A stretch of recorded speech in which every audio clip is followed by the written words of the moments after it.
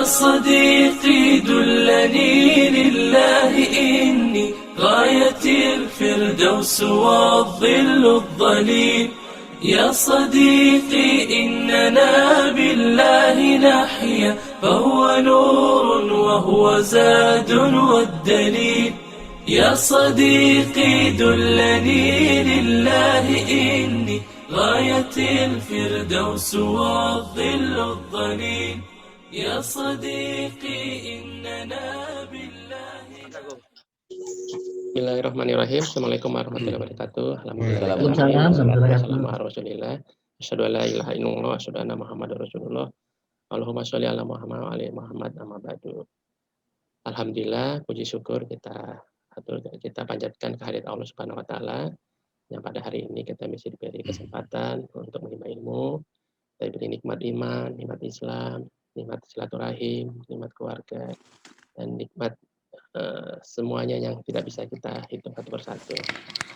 Salawat dan salam kita aturkan ke junjungan kita Nabi Muhammad SAW beserta para keluarganya, para sahabat dan para pengikut yang istiqomah hingga akhir zaman. Alhamdulillah, Bapak Ibu pejuang subuh, jemaah pejuang subuh Masjid Raya Pondok Indah yang saya hormati, alhamdulillah kita bertemu kembali pada hari ini. Pertama-tama kami atas nama pengurus mengucapkan selamat Idul Fitri 1442 Hijriah. Taqabbal minna wa minkum. Semoga amal ibadah puasa kemarin diterima Allah Subhanahu wa taala.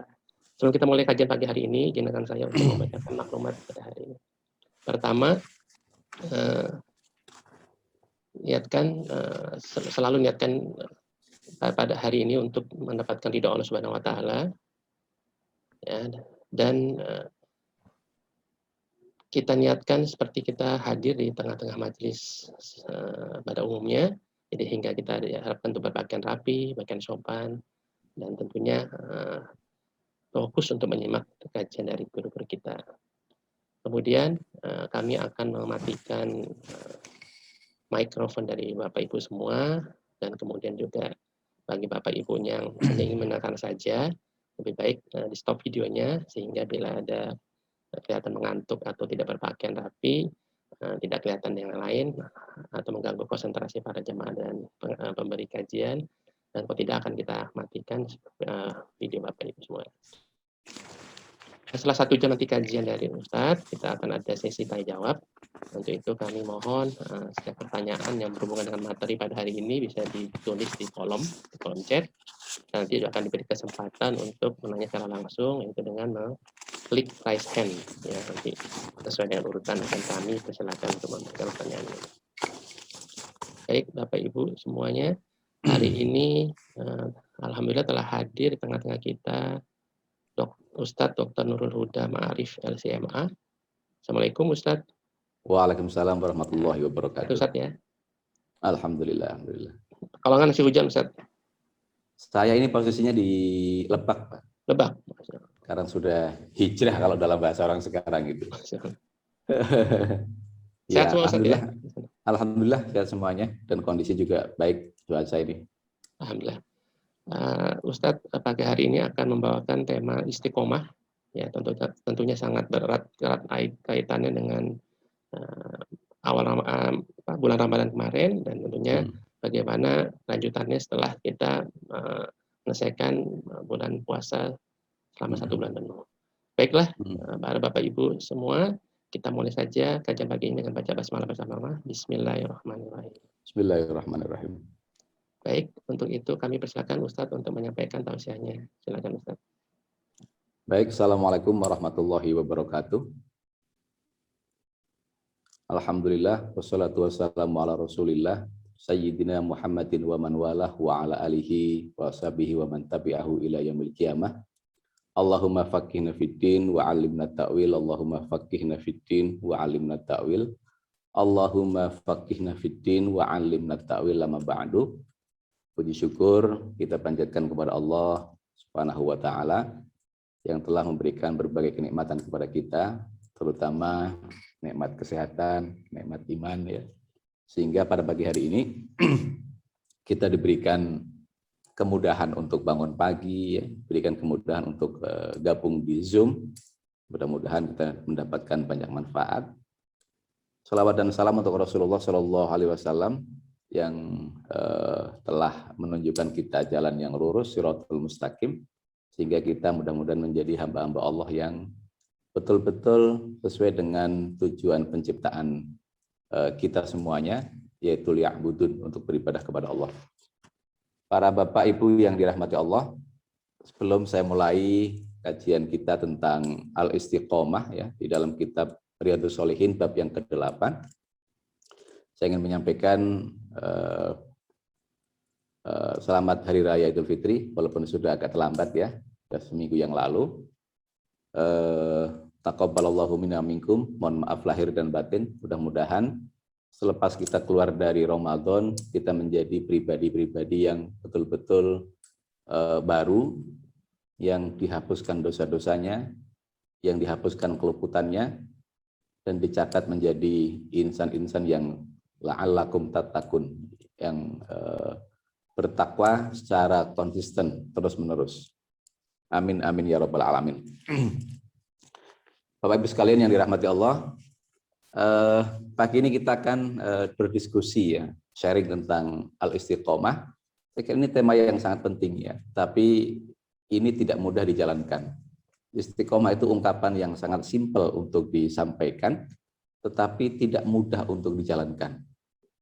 Karena itu kita harus terus-menerus berupaya untuk menjadi orang yang istiqomah, menjadi orang yang konsisten ya, menjadi orang yang tegak lurus, nggak belok-belok, dan ini tidak mudah dilakukan. Rasulullah Shallallahu Alaihi Wasallam di dalam salah satu hadis sudah pernah mengatakan, ya'ti ala nasi zamanun as-sabiru ala dinihi al-qabid alal jamri. Akan datang suatu zaman, orang yang berpegang teguh dan sabar menjalankan ajaran agamanya, itu ibarat orang yang memegang bara api. Jadi 14 abad yang lalu, Rasulullah sudah memberikan, katakanlah warning atau wanti-wanti kepada kita, akan datang suatu kondisi, orang yang berpegang teguh pada ajaran agamanya, itu begitu beratnya, begitu sulitnya, ibarat orang yang megang bara api. Agama itu ibarat bara api, kata Rasulullah. Nilai-nilai kebenaran, nilai-nilai kebaikan, itu panas seperti bara api. Dipegang tidak enak, panas, dilepaskan, ini penting. Ini kondisi kita begini. Ya, kita kemana-mana misalnya bawa sarung saja, ya, kadang-kadang diledekin orang. Ya, kita puasa dalam kondisi seperti ini. Kadang-kadang hari ini kok puasa, makanan banyak di mana-mana, diledekin orang. Orang bawa tasbih kemana-mana, diledekin orang. Orang yang pakai peci, diledekin orang. Orang yang konsisten memegang kehalalan, kadang-kadang diledekin orang. Ya, ini zamannya zaman yang sudah seperti ini, mana yang baik, mana yang tidak baik, ini sudah begitu berat untuk dijalanin, gitu ya. Nah, karena itu, mudah-mudahan kita di antara sekian, mudah-mudahan banyak orang, bukan sekian dikit orang, ya. Mudah-mudahan sekian banyak orang yang masih tetap berupaya untuk tetap memegang teguh ajaran agama kita, baik ajaran yang berupa perintah maupun ajaran yang berupa larangan. Ya, kalau kita konsisten memegang ajaran Rasulullah ini, walaupun kondisinya panas, tidak enak dilakukan, mudah-mudahan kita nanti mendapatkan syafaat Rasulullah sehingga kita menjadi orang-orang yang beruntung di akhirat kelak. Nah, ini satu gambaran bahwa yang namanya konsistensi itu tidak mudah dilakukan. Rasulullah sudah memberikan warning jauh-jauh hari. Karena itu warning ini sudah semestinya kita tangkap, kita jadikan sebagai renungan. Sehingga kita betul-betul menjadi hamba Allah, umat Rasulullah yang konsisten. Ya. Karena tema kita hari ini adalah konsisten, ya. Istiqomah, kalau saya mengartikan istiqomah itu konsisten, ya, atau tegak lurus. Kalau di slide misalnya ya disebutkan istiqomah itu teguh pendirian. Ini memang banyak yang mengartikan istiqomah itu.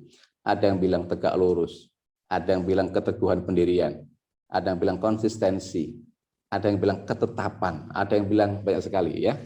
Makanya misalnya kalau saya mengutip beberapa komentar dari para ulama, misalnya ada Ali bin Abi Thalib mengatakan istiqomah adalah melaksanakan kewajiban Allah. Istiqomah itu melaksanakan kewajiban Allah.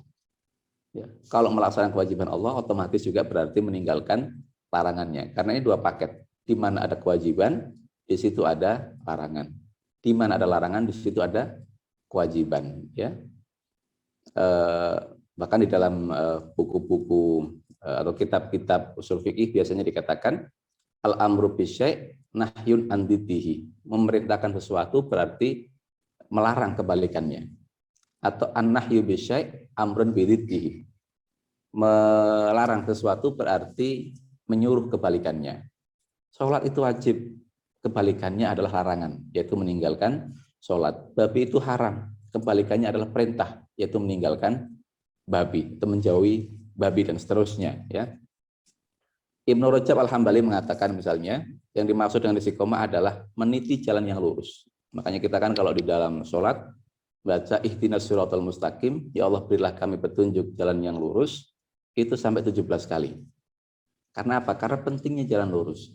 Jalan lurus itu adalah siratal ladzina an'amta 'alaihim ghairil maghdubi 'alaihim waladdallin. Jalannya orang-orang yang diberikan kenikmatan, bukan orang-orang yang dimurkai oleh Allah dan bukan orang-orang yang tersesat. Orang-orang yang tidak dimurkai dan orang-orang yang tidak tersesat adalah orang yang meniti jalannya Allah dan jalan yang diajarkan oleh Kanjeng Nabi Shallallahu Alaihi Wasallam. Itulah jalan yang lurus, ya. Karena itu kita selalu berdoa kapanpun dan dimanapun, ihdinas siratal mustaqim, ya. Walaupun kita saat ini sudah mengaku, ya, kita merasa jalan kita adalah jalan yang lurus, tetapi kita tetap harus konsisten berdoa kepada Allah supaya Allah menjaga kita dari jalan yang belok-belok, dari jalan yang bengkok-bengkok. Itulah yang disebut dengan jalan lurus, ya. Nah, konsistensi itu, istiqomah itu, ya, itu mencakup 3 aspek, ya.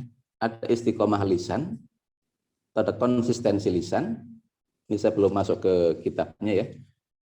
Kedua adalah konsistensi hati, dan ketiga adalah konsistensi perbuatan. Ya, kalau kita ngomong, kita harus tegak lurus, teguh pendirian, nggak belok-belok. Misalnya kita hari ini ngomong kebaikan, besok pun harus ngomong kebaikan, besoknya lagi harus ngomong kebaikan. Rasulullah sudah mengingatkan di dalam hadis Bukhari misalnya, ya, man kana yu'minu billahi wal yaumil akhir falyakul khairan aw liyasmut. Siapa yang percaya kepada Allah dan hari akhir, maka berkatalah yang baik atau lebih baik diam.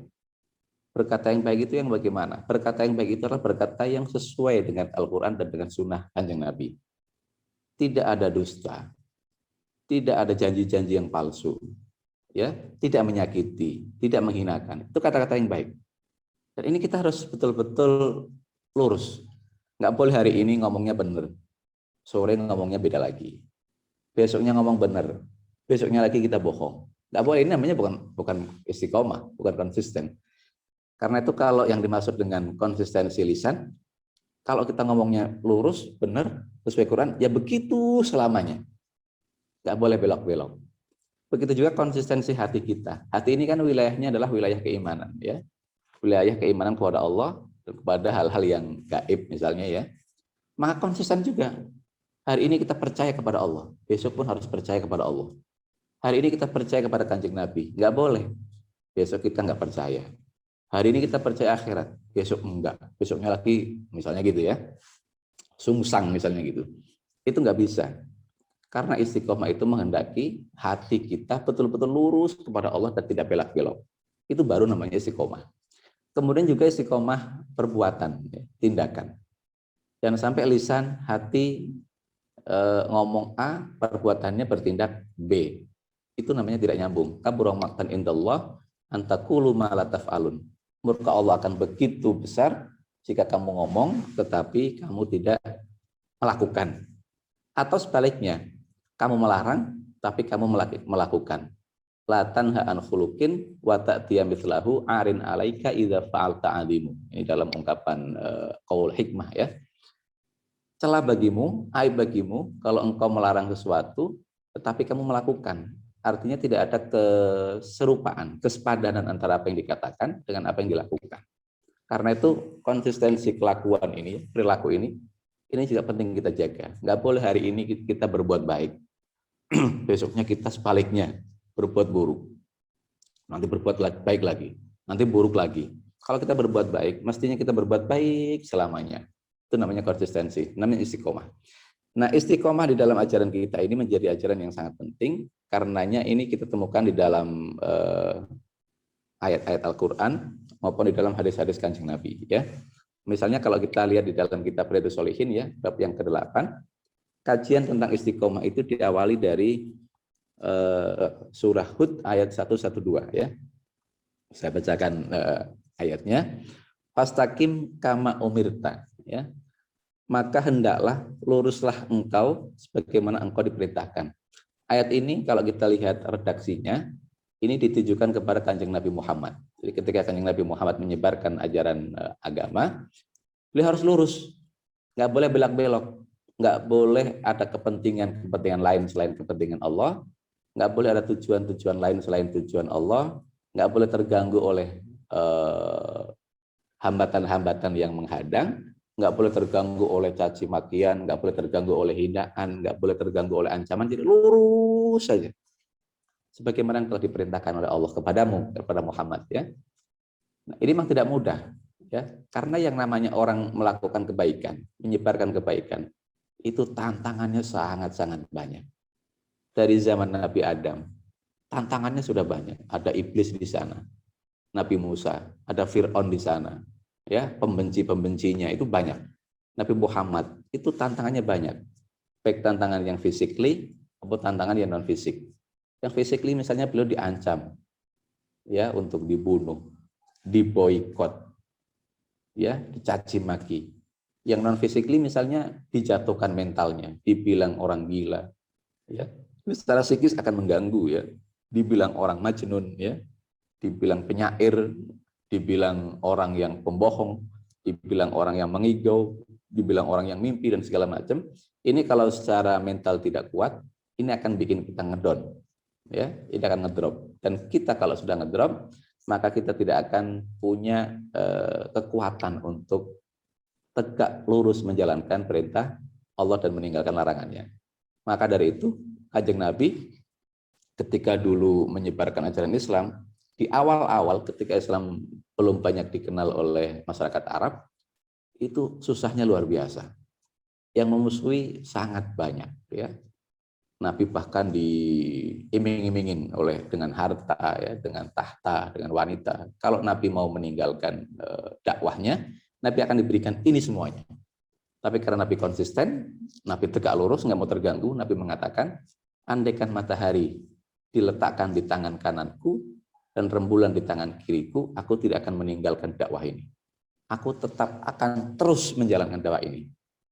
Ya, makanya Allah selalu menguatkan Kanjeng Nabi. Fastaqim kama umirta. Istiqomahlah Kanjeng Nabi. Istiqomahlah kamu Muhammad, sebagaimana kamu diperintahkan. Ini tidak mudah.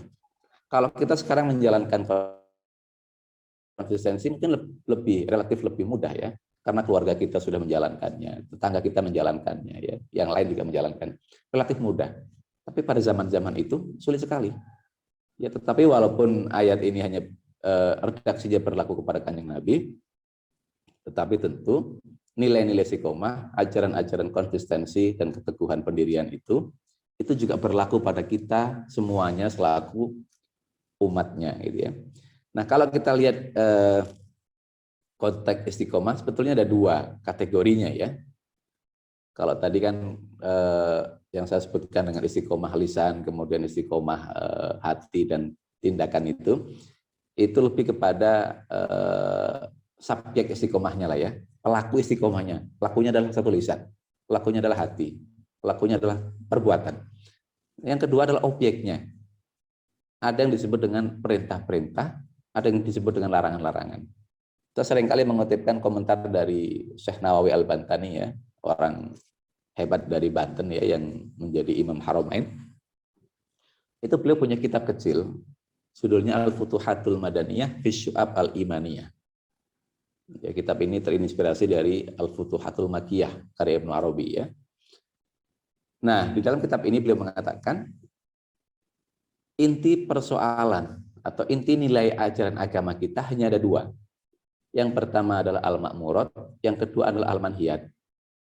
Al-ma'murat itu perintah-perintah, al-manhiyat itu larangan-larangan.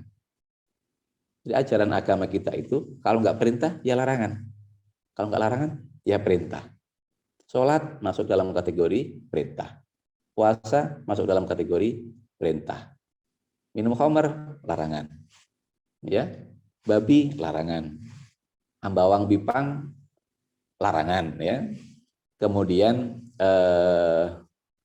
bangkai larangan, darah larangan, mencuri larangan. Hanya itu aja isinya. Kalau nggak perintah ya larangan. Ini ajaran kita. Ya.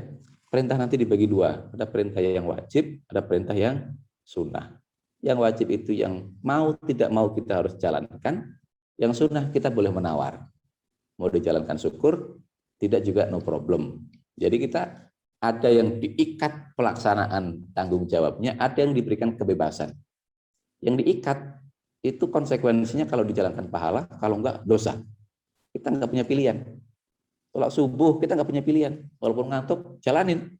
Kenapa? Jalanin pahala, tinggalin dosa. Ini disebut dengan ubudiyatul ittiror, ibadah yang dipaksakan. Puasa Ramadan 30 hari, nggak punya tawaran kita untuk menolak atau untuk memilih. Jalanin pahala, tinggalin dosa. Ya, ayatnya jelas. Ya ayyuhalladzina amanu kutiba, diwajibkan alaikum kepada kalian. Ini jelas, namanya ini ubudiyatul ittiror, ibadah yang dipaksakan. Ada juga perintah tapi kategorinya anjuran, namanya sunnah. Dilaksanakan pahala, ditinggalin, nggak ada masalah. Sholat sunnah, puasa sunnah maupun yang lain. Ya. Lalu yang larangan itu ada dua kategori. Ada yang namanya larangan haram, ada yang namanya larangan makruh. Yang haram itu kalau ditinggalkan pahala, dijalanin dosa. Ini kita nggak ada pilihan. Babi kita nggak ada pilihan. Memang betul-betul harus dijauhi. Gimana kalau dikit? Nggak bisa, nggak ada pilihan. Pokoknya haram ya haram. Khamar haram ya haram. Ya, tapi kalau jengkol misalnya kategorinya makruh, tinggalin baik, dimakan nggak apa-apa. Bawang putih, bawang merah misalnya ya, dimakan bau gitu ya, boleh. Tapi ditinggalin lebih baik. Kategorinya ini. Nah, yang dimaksud dengan istiqomah adalah konsisten menjalankan perintah Allah dan konsisten meninggalkan larangan Allah. Ya. Fastaqim kama umirta. Istiqomahlah kata Allah ya. Lu tegak luruslah, teguh pendirianlah sebagaimana telah Allah perintahkan kepadamu. Yang Allah perintahkan kepada kita ini kan banyak sekali. Rangkaian-rangkaian perintah itu banyak.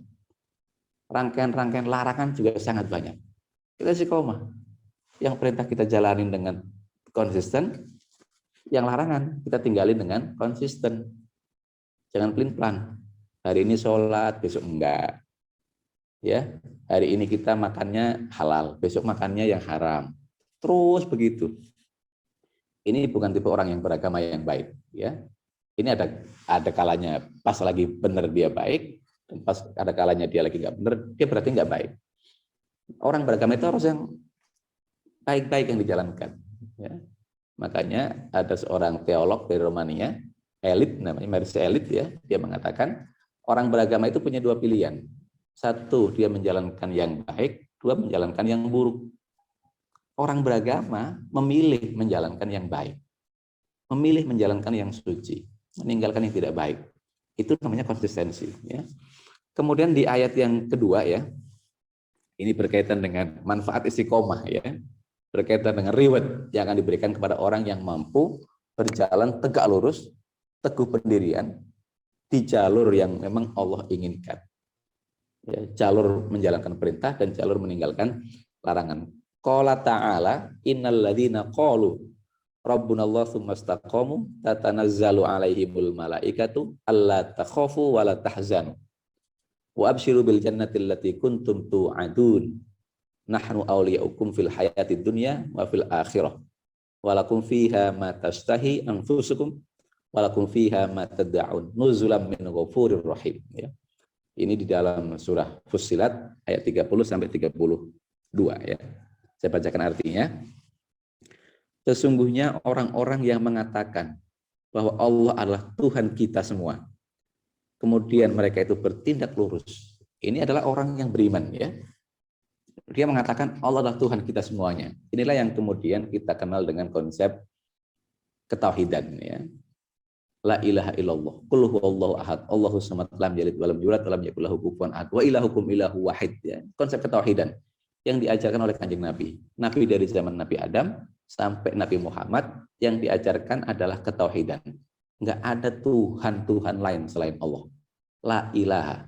Tidak ada Tuhan apapun illallah kecuali Allah. Dan itu kemudian diyakini di dalam hati, diucapkan di dalam lisan, dan ditunjukkan, dibuktikan melalui perilaku. Ya. Nah, kalau kita sudah meyakini adanya Tuhan Allah itu, kemudian kita betul-betul menghayati tentang kehadiran Allah, lalu mereka itu bertindak lurus, kita bertindak lurus. Artinya apa? Keyakinan kita itu nggak miring-miring, nggak melenceng-melenceng, konsisten aja. Apapun godaannya, apapun gangguannya, kita tetap meyakini Tuhan kita semua adalah Allah. Ya, seperti misalnya yang dialami oleh Bilal bin Rabah ketika dulu masih jadi budak, ya, disiksa oleh majikannya, ditimpa batu, dia tetap ahad, ahad, ahad, Allah, Allah, Allah, walaupun ditimpa batu di dadanya. Ammar bin Yasir, dan banyak lagi kisah-kisah yang hebat ya, yang menunjukkan tentang betapa istiqomahnya keyakinan para sahabat terhadap ketuhanan Allah. Ya, kita juga mestinya begitu. Dalam kondisi terhimpit ekonomi, dalam kondisi terpuruk secara sosial, dalam kondisi punya musibah, sakit dan segala macam, kita tetap harus istiqomah bahwa di dalam hati kita ada Allah, Allah dan Allah. Allah dulu, Allah lagi, dan Allah terus. Itulah yang harus kita tanamkan dalam hati kita. Itu yang disebut dengan istiqomah. Lalu di sini dikatakan innalladzina qalu rabbuna, orang yang mengatakan Tuhan kami adalah Allah, tsumastaqamu, kemudian dia istiqomah, teguh pendirian, ya. Apa yang akan dia dapatkan? Tatanazzalu alaihimul malaikatu, maka malaikat-malaikat akan turun kepada mereka. Ya, malaikat ini kan ada kalanya jauh dengan kita, ada kalanya dekat dengan kita. Tentu malaikat-malaikat rahmat ya, biasanya seperti ini. Kalau malaikat yang mencatat kebaikan dan keburukan itu selalu mantau kita, itu nggak akan jauh-jauh dari kita. Malaikat-malaikat yang diutus oleh Allah untuk menyampaikan rahmat itu akan mendekati kita. Nah, kalau malaikat mendekati kita, maka otomatis kita ini punya perhitungan di hadapan Allah, punya nilai di hadapan Allah. Ya. Karena dalam salah satu keterangan misalnya ya, kalau kita ngomong bohong, malaikat itu menjauh. Idza kadzibal abdu taba'ata anhul malaku milan minnat mimma ja'abi. Kalau kita berkata bohong sekali saja, itu malaikat itu menjauh dari kita karena apa yang kita katakan itu mengandung bau yang seperti lumpur gitu. Jadi kebohongan itu mengandung bau yang seperti lumpur, minnat mimma ja'abi. Mulutnya itu bau kayak lumpur, maka malaikat menjauh. Tapi kalau orang itu beriman kepada Allah dan dia tegak lurus dalam keimanannya, tidak terganggu oleh godaan-godaan apapun, malaikat mendekati kita. Tatanazzalu alaihimul malaikatu, bahkan malaikat berturunan, banyak yang turun, nggak satu dua, tapi banyak mendekati kita. Ya, alla takhafu wala tahzanu. Dan mereka berkata, jangan engkau semua takut dan jangan pula berduka cita. Kalau kita sudah istiqomah, yakin kepada Allah, konsisten, kita nggak perlu ada ketakutan, nggak perlu ada kesedihan. Mau dikasih ujian kayak apapun, kita akan tenang-tenang aja. Mau dikasih ujian berupa ekonominya jatuh, jabatannya jatuh, jabatannya hilang, status sosialnya buruk di mata orang banyak. Tapi kalau dia punya keyakinan tentang Allah, maka la yakhafu laumata laim. Dia nggak peduli apapun yang terjadi, nggak peduli komentar orang. Ya, anjing menggonggong, kafilah berlalu. Karena kita punya keyakinan Allah ada di dalam hati kita. Ya, karena itu malaikat mengatakan, kamu jangan takut dan jangan pula berduka cita. Karena orang yang punya keyakinan kepada Allah, maka dia juga akan yakin apapun yang terjadi adalah atas kehendak Allah. Kita lari dari takdir Allah yang satu menuju takdir Allah yang lain, larinya pun dengan takdir Allah. Itu kata Umar bin Khattab.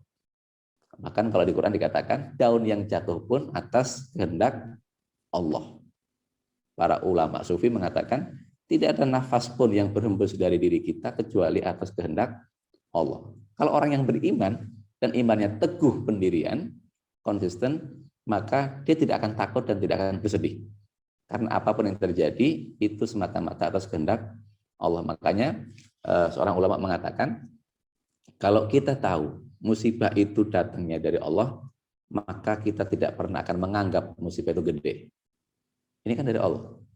Simpel aja, Allah menghendaki kebaikan kepada kita, kadang-kadang caranya dengan memberikan ujian-ujian. Karena itu orang yang istiqomah, orang yang hatinya betul-betul konsisten kepada Allah, imannya betul-betul teguh kepada Allah, maka tidak boleh ada ketakutan dan kesedihan di dalam dirinya. Wa absyiru bil jannati, dan terimalah berita gembira memperoleh surga allati kuntum tu'atun, yang telah dijanjikan kepada kamu sekalian.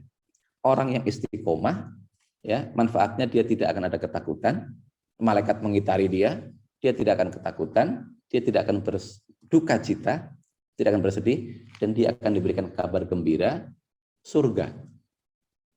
Di dunia dia mendapatkan ketenangan, orang istiqomah itu. Di dunia dia akan mendapatkan ketentraman. Di akhirat akan diberikan kabar gembira dengan hadiah surga dari Allah. Karena apa kok hadiah surga? Tentu saja karena yang dilakukan orang yang istiqomah adalah kebaikan-kebaikan. Orang yang meyakini bahwa Allah adalah Tuhan kita semuanya, maka otomatis keyakinan itu akan berdampak pada perilaku. Orang yang meyakini Allah memantau dia, maka dia akan berhati-hati dalam berbicara, berhati-hati dalam bertindak. Orang Muslim yang meyakini Allah adalah Tuhan kita, maka orientasi kita adalah liya'budun, menyembah Allah. Kalau orientasi kita menyembah Allah, maka perintahnya akan dijalankan, larangannya pun akan ditinggalkan. Otomatis nih orang yang istiqomah itu akan begini. Makanya tidak heran kalau orang yang istiqomah, di dalam keistiqomahannya itu akan diganjar, akan dibalas dengan surga. Ya, ini memang tidak mudah. Ya wajar ganjarannya surga karena memang istiqomah itu tidak mudah dilakukan. Kalau simpel dilakukan tuh ganjarannya cuma pahala-pahala biasa aja, nggak langsung disebutkan surga gitu ya. Nah karena itu upaya untuk meraih istiqomah itu sudah semestinya kita terus lakukan. Dari hal-hal kecil juga tidak ada masalah ya. Karena Rasul mengatakan ahabul a'mali ilallahi atwamuha wa inqala. Amalan baik yang Allah paling cintai itu adalah yang dilakukan dengan konsisten. Walaupun kecil, nyapu masjid itu kecil, terus ketika masjid mau sholat kita terus jalani sampai kapan aja. Baca sholawat sehari 10 kali, tetapi konsisten tiap hari, itu Allah suka sekali. Sedekah walaupun tidak banyak, 10.000 tiap hari, ketimbang 1 juta sehari, tapi nanti sedekah lagi 5 tahun yang akan datang. Itu Allah lebih senang kecil-kecil begitu. Tapi konsisten ya. Makanya tidak heran kalau konsistensi itu akan diganjar dengan surga allati kuntum tu'adun, yang telah dijanjikan kepada kalian semuanya ya. Nahnu auliyaukum, kami ya dalam kurung Allah menjadikan pelindungmu semua dalam kehidupan dunia dan pada hari kemudian. Orang yang konsisten dalam keimanannya juga akan dilindungi oleh Allah. Dilindungi tidak hanya di dunia dan di akhirat, tetapi di dunia dan akhirat. Tidak hanya di dunia tok, tidak hanya di akhirat tok, tetapi dua-duanya. Di dunia dia akan dilindungi, di akhirat pun dia akan dilindungi. Ini hadiah yang akan diberikan kepada orang yang istiqomah. Makanya Kanjeng Nabi itu yang tadi dikatakan di dalam ayat yang pertama, fastaqim kama umirta, orang yang istiqomah beliau ini, maka dilindungi. Godaan-godaan, gangguan-gangguan dari luar. Itu Allah melindungi Kanjeng Nabi. Ketika Nabi diancam bunuh, Allah melindungi. Di Gua Sur, Nabi ngumpet, Allah lindungi. Hijrah dari Mekah ke Madinah, dihadang oleh orang-orang kafir Quraisy di berbagai gang-gang di Mekah, Rasulullah dilindungi oleh Kanjeng Nabi. Ya, Rasulullah misalnya pernah diludahin tiap hari, diancam mati, dilindungi. Dan begitu seterusnya. Kita pun orang yang beriman, kita punya keyakinan. Sesuai dengan ayat ini, kalau kita beriman kepada Allah dan kita istiqomah, kita pun akan dilindungi oleh Allah. Kita akan dijaga, ya. Bahkan dijaga dalam kehidupan dunia dan pada kehidupan akhirat kemudian. Di situ engkau semua memperoleh apa-apa yang menjadi keinginan hatimu. Nah, setelah dilindungi dunia akhiratnya, kita punya keinginan apa, maka Allah akan memberikannya. Ya, dalam ayat yang lain dikatakan misalnya, wa may yattaqillah yaj'al lahu makhraja. Siapa yang bertakwa kepada Allah dengan ketakwaan yang betul-betul konsisten, ya, maka akan diberikan pintu-pintu keluar. Masalah kita ini kan banyak. Ekonomi jadi masalah seringkali. Ya, status sosial jadi masalah. Jabatan jadi masalah. Dan semua jadi masalah. Ada saja masalah itu. Tapi kalau kita konsisten bertakwa dan beriman kepada Allah, Allah akan memberikan makhraja, pintu-pintu keluar. Ya. Kemudian, dan di situ pula engkau semua mendapatkan apa saja yang engkau semua minta. Kalau kita sudah begitu konsistennya menjalankan perintah dan meninggalkan larangan Allah, maka akan mendapatkan apa saja yang engkau minta. Bahkan kalau kita sudah betul-betul dekat dengan Allah, menjalankan perintah, meninggalkan larangannya, nggak usah minta pun. Allah tahu apa yang ada di dalam hati kita. Ya, nggak perlu minta pun. Allah ada, Allah tahu, dan Allah akan memberikan itu. Tentu ini penuh dengan keyakinan, ya. Tidak cukup hanya ada di dalam lisan, tetapi juga harus ada dan tertanam di dalam hati kita. Hidangan dari Tuhan yang Maha Pengampun dan Maha Penyayang, itulah yang disebut dengan hidangan-hidangan Allah yang akan diberikan kepada orang yang mengatakan qalu rabbunallah tsumma istaqamu. Orang yang berkata bahwa Tuhan kami adalah Allah dan mereka istiqomah menjalankan keimanan itu. Kemudian juga di ayat yang lain, ya, ini masih berkaitan dengan reward yang akan diberikan kepada orang-orang yang istiqomah. Qala Allah Ta'ala innal ladzina qalu rabbunallahu tsumma istaqamu, ya, redaksi awalnya sama dengan ayat yang sebelumnya, ya. Orang-orang yang berkata Tuhan kami adalah Allah dan dia istiqomah, fala khaufun alaihim wa lahum yahzanun. Maka tidak ada ketakutan dan tidak ada kekhawatiran di dalam diri mereka. Makanya saya melihat begini, beberapa orang yang saya ketemu, ya, misalnya, ya, ngobrol-ngobrol. Dengan ketemu orang dengan orang yang keyakinannya kepada Allah begitu kuat, ada orang yang keyakinan kepada Allahnya levelnya di bawahnya. Dan ada juga yang di bawahnya lagi, dan bahkan ada yang sangat rendah. Itu kalau ngobrol tentang apa saja, tentang ekonomi, tentang politik, tentang apa saja, ya, tentang kehidupan dunia, itu kalau orang yang punya keyakinan kepada Allah, Allah betul-betul nempel di dalam hatinya, dan tidak pernah lepas di dalam dirinya, itu kalau ngomong biasanya cenderung santai. Nggak peduli omongan orang. Saya punya kawan misalnya, ya, di daerah Lebak, ya, itu sudah berpetualang. Ceritanya dia itu diberi tugas, ini sedikit bercerita, ya, diberi tugas oleh kakeknya dengan bahasa yang metaforis, ya. Coba kamu cari tahu, kata kakeknya begini. Coba kamu cari tahu, cabai itu ketika mulai tumbuh, itu warnanya kan hijau. Nanti kalau sudah matang, warnanya merah, gitu. Coba kamu cari tahu, warna hijau itu hilangnya kemana? Tugasnya hanya itu. Dan dia cari-cari keliling-keliling, ya, ketemu dengan berbagai bentuk kehidupan, pernah jadi pengamen, pernah jadi orang yang minum minuman keras, masuk pesantren, ya, ketemu dengan orang-orang yang berbeda agama, itu dijalanin. Sampai dia punya guru spiritual juga lebih dari 5, ya. Kemudian pada satu titik dia menemukan jawaban justru dari seorang petani. Dan sampai sekarang pun saya ketika menanya, apa jawabannya? Saya nggak diberitahu, ya. Tapi dia bilang, saya sudah menemukan jawabannya. Dan ketika dia menemukan jawaban itu, maka keyakinan dia terhadap ketuhanan Allah itu mencapai puncaknya, mencapai titik yang sangat tinggi. Dan ketika sudah mencapai titik yang sangat tinggi, ya, sesuai dengan ayat ini, qalu rabbunallahu tsumma istaqamu. Tuhan kami itu betul-betul Allah yang Maha Kuasa dan istiqomah, ya, maka dia mencapai titik tertentu di mana dia punya keberanian yang luar biasa. Misalnya, dia berbeda dengan orang, itu dia cuek. Misalnya ada pejabat, ya, pejabat pengennya A, dia pengennya B. Ketika dia berbeda pendapat dengan pejabat ini, dia nggak peduli. Walaupun dia melawan orang yang punya kekuasaan, itu nggak peduli. Karena dia di hatinya ada kekuasaan yang lebih besar, yaitu Allah.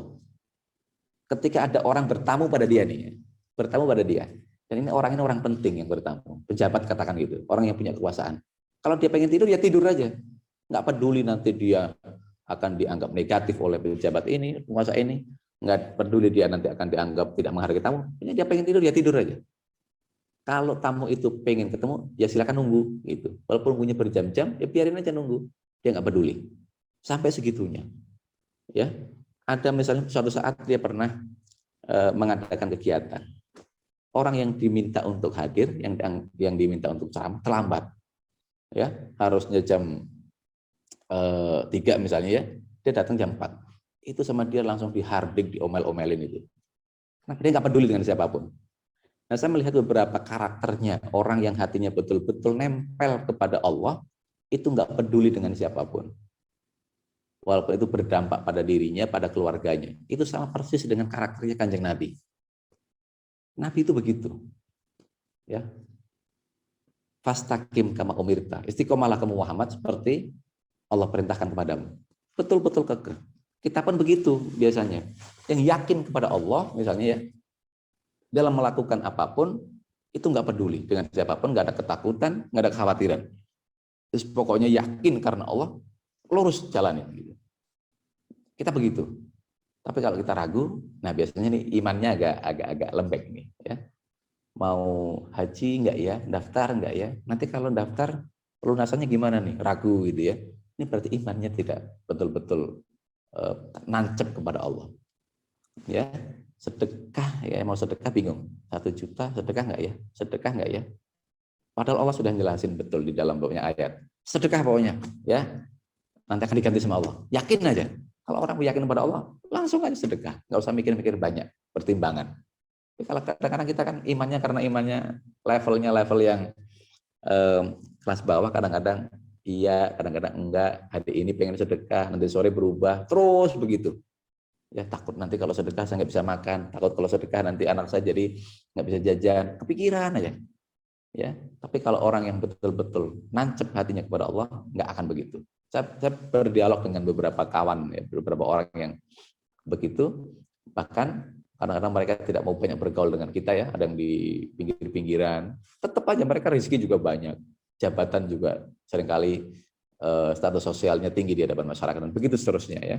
Itulah yang dimaksud dengan fala khaufun alaihim wala hum yahzanun. Orang istiqomah itu nggak perlu ada ketakutan. Ya. Sekarang ada pandemi gimana nih kita nih? Ya. Kita ekonominya susah, ini susah. Kalau orangnya yakin kepada Allah, istiqomah kepada Allah, santai aja. Pandemi yang bikin ya Allah, dampaknya ekonomi jadi turun ya Allah juga, politiknya jadi agak kacau juga Allah juga. Secara sosial kita ada kerenggangan ya, salaman sekarang mulai dijaga.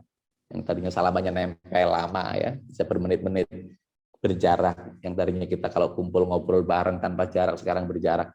Ya kalau orang beriman santai saja. Ini sudah kehendak Allah. Ini adalah ujian keimanan bagi kita semuanya. Yang kemarin sholat Idul Fitrinya gabung bareng-bareng di lapangan atau di masjid, sekarang harus di rumah. Mudik juga.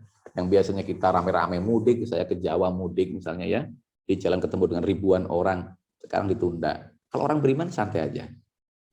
Toh ada saatnya Allah memberikan ujian dan ada saatnya Allah memberikan kebahagiaan. Ya, selalu begitu hidup itu. Enggak ujian, ya kebahagiaan. Enggak kebahagiaan, ya ujian. Begitu seterusnya. Karena itulah ujian ya. Ulaika ashabul jannah, dan mereka ini adalah orang-orang yang akan menjadi penghuni surga, khalidina fiha.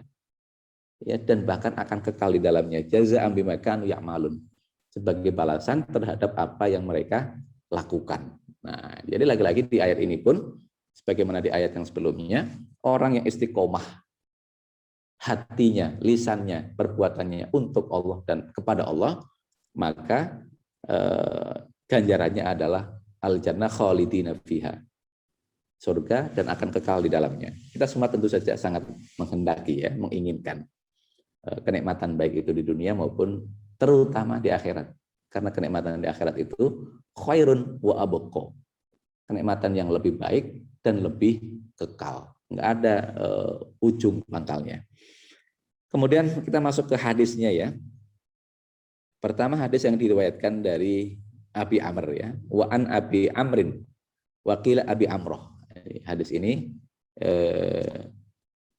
bersumber dari Kanjeng Nabi, lalu dari Abi Amr ya. Ada yang mengatakan di dalam redaksi yang lain Abi Amroh ya. Sufyan bin Abdullah. Abi Amroh ini namanya adalah Sufyan bin Abdullah radhiyallahu anhu. Qala qultu ya Rasulullah kulli fil islami qaulan la as'alu anhu ahadan ghairaka. Qala qul amantu billah tsumastaqim. Dari Abu Amr ya atau Abu Amroh, Sufyan bin Abdullah radhiyallahu an, dia bertanya kepada Kanjeng Nabi. Dia mengatakan, saya bertanya, ya Rasulullah, katakanlah kepadaku dalam Islam tentang suatu ucapan yang saya tidak akan menanyakan lagi pada orang selain Tuhan. Jadi ini biasa ya kalau ada sahabat datang kepada Kanjeng Nabi, karena Nabi ini kan diklaim ya dan diyakini sebagai sumber ajaran Islam ya. Maka semua orang nempel kepada Kanjeng Nabi, datang nanya persoalannya, datang minta wasiat, datang minta wejangan.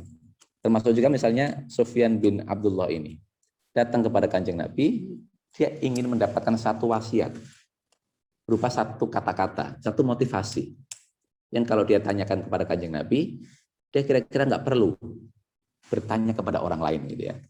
Jadi Nabi berikan aku wasiat, ya, satu kata, satu ungkapan, dan kiranya aku nggak perlu bertanya kepada orang lain. Nabi kemudian mengatakan, "Qul amantu billah." Katakanlah wahai Sufyan, amantu billah. Aku beriman kepada Allah. Ini sama nih dengan ayat-ayat yang sebelumnya nih, ya. Innal ladzina qalu rabbunallahu tsumma istaqamu. Ya. Orang-orang berkata, Tuhan kami adalah Allah. Mereka berkata, Tuhan kami adalah Allah. Mereka berkata, Tuhan kami adalah Allah. Ya, ini sama nih dengan hadis yang dibacakan barusan ya. Tetapi tidak cukup hanya mengatakan aku beriman kepada Allah. Karena iman itu butuh pembuktian. Iman itu nggak mencakup hanya di dalam hati, tapi juga lisan dan perbuatan ya. Karena itu ini satu paket nih. Nggak boleh yang satu dijalankan, yang satunya ditinggalkan. Hatinya mengatakan amantu billah, aku beriman kepada Allah, tapi perbuatannya enggak, misalnya ya, atau misalnya mulutnya enggak, itu namanya orang munafik. Ya. Lain di hati, lain di mulut, lain lagi di tindakan. Ya. Karena itu kata Nabi, kul amantu billah, katakan aku beriman kepada Allah, tetapi tsumastaqim. Maka setelah itu istiqomahlah, konsistensilah di dalam menjalankan keimanan kepada Allah. Karena keimanan kepada Allah itu meliputi iman kepada perintah-perintahnya, juga iman kepada larangan-larangannya. Perintahnya sudah jelas, larangannya pun juga sudah jelas. Ya, kalau kita beriman kepada Allah tanpa mengimani perintah dan larangannya, iman kita masih belum purna. Ya. Iman kita kepada Allah dan kita mengimani perintah dan larangannya, tetapi kita tidak menjalankan perintahnya, tidak meninggalkan larangannya, itu pun tidak purna. Karena al-ilmu bila amalin, kasyajari bila samarin. Ilmu yang tidak diamalkan, ibarat pohon yang rindang, tapi tidak ada buahnya. Manfaatnya tidak akan banyak, tentu saja. Tentu manfaatnya ada, tetapi tidak akan banyak gitu. Ya, karena inti dari ilmu itu adalah pengamalan. Gitu. Iman kepada Allah itu nggak cukup, tapi harus diamalkan dan pengamalannya pun harus dilakukan dengan istiqomah, konsisten. Perintahnya dijalankan dengan konsisten, larangannya pun ditinggalkan dengan konsisten. Itu baru yang disebut dengan orang yang istiqomah yang nanti akan diberi imbalan wala khaufun alaihim walahum yazanun wa absyiru bil jannah, dan akan diberikan kabar gembira dengan mendapatkan surga. Hadis yang berikutnya, wa an Abi Hurairah, dari Abu Hurairah radhiyallahu an qala Rasulullah sallallahu alaihi wasallam, qaribu wasaddidu wa'lamu annahu la yanju ahadun minkum bi amalihi. Qalu wala anta ya Rasulullah, qala wala ana illa ayyataghammadanillahu bi rahmatin minhu wa fadlin. Rawahu Muslim. Ini hadis yang juga sangat baik karena diriwayatkan oleh Imam Muslim ya. Nah, saya ingin bacakan artinya ya. Dari Abu Hurairah radhiyallahu an, ia berkata, Rasulullah Shallallahu Alaihi Wasallam bersabda, ya, biasakanlah kalian dalam mendekatkan diri kepada Allah. Ya, qaribu, dekatlah kepada Allah. Terus nempellah kepada Allah, ya. Dan berpegang teguhlah kepada keyakinan kalian. Ini lagi-lagi sama dengan hadis sebelumnya, ya. Qul amantu billah. Qalu rabbunallah tsumma istaqamu. Ini sama dengan ayat-ayat sebelumnya. Berpegang teguhlah kepada keyakinan kalian. Keyakinan kita adalah keyakinan tentang keesaan Allah itu, ya. Nah, ketahuilah bahwasanya tidak seorang pun yang dapat selamat karena amal perbuatannya. Ya. Ini yang seringkali menjadi kritik nih untuk Pak Quraisy Shihab nih. Ini beliau pernah menyampaikan hadis ini, tetapi dipahami oleh orang yang mendengar sepotong-sepotong. Ya. Sampai-sampai ada orang yang kemudian menuduh Pak Quraisy mengatakan Nabi itu nggak selamat gitu ya. Ini pernah nih ramai sekali nih. Emang ada hadisnya. Nabi tidak selamat karena amalnya. Nabi tidak selamat karena ibadahnya. Ini ada hadisnya, ya. Rasul mengatakan bahwasanya tidak seorang pun yang dapat selamat karena amal perbuatannya. Jadi bukan murni karena perbuatan tok yang menyelamatkan kita. Para sahabat bertanya, sekalipun engkau ya Rasulullah, kamu sendiri ya Allah ya Rasulullah, amalmu tidak akan menyelamatkan engkau. Apa kata Rasulullah? Wala ana. Ya, saya pun tidak dapat. Artinya amaliyah aku pun tidak akan dapat menyelamatkan aku di akhirat nanti. Ya. Ini jelas banget kata Rasulullah yang Pak Quraisy juga pernah menyampaikan, dan dianggap Pak Quraisy menyatakan bahwa Rasulullah tidak akan selamat dengan amalnya. Memang hadisnya ada, tetapi tentu pemahamannya tidak cukup sampai situ kan. Kita lanjutkan hadisnya. Kecuali jikalau Allah menutupi diriku, memberikan karunia padaku dengan kerahmatan darinya serta dengan keutamaannya. Amal tok tidak cukup kecuali Allah memberikan rahmat dan memberikan keutamaan. Nah, tapi tentu saja kita harus memahami bahwa rahmat Allah itu akan diberikan kepada orang yang menjalankan perintahnya dan meninggalkan larangannya. Itu sudah janji Allah kan. Kalau ada orang berbuat baik akan diberikan kebaikan. Orang yang beriman kepada Allah diberikan surga. Itu sudah janji Allah. Dan Allah tidak mungkin mengingkari janjinya. Innallaha la yukhliful mi'ad. Allah tidak akan mengingkari apa yang telah disampaikan kepada kita semuanya sebagai janji. Gitu. Karena itu ketika Nabi mengatakan bahwa amalku tidak akan menyelamatkanku nanti, maksudnya adalah amal tok tanpa adanya rahmat dan fadl Allah tentu tidak selesai. Tetapi kita harus memahami bahwa rahmat Allah itu, keutamaan Allah itu akan diberikan kepada siapapun yang dengan konsisten menjalankan perintahnya dan konsisten meninggalkan larangannya. Kalau kita misalnya cross check dengan hadis yang lain, kita komparasikan dengan hadis lain. Ada hadis yang juga riwayat Imam Muslim. Suatu saat Rasulullah SAW ya naik onta bareng-bareng dengan Mu'adz bin Jabal. Ini ada di dalam kitab Al-Ajwibah Al-Ghaliyah fi Aqidatil Firqah An-Najiyah. Naik onta bareng-bareng dengan Mu'adz bin Jabal, Rasulullah sebagai pengendaranya, Mu'adz adalah penumpangnya.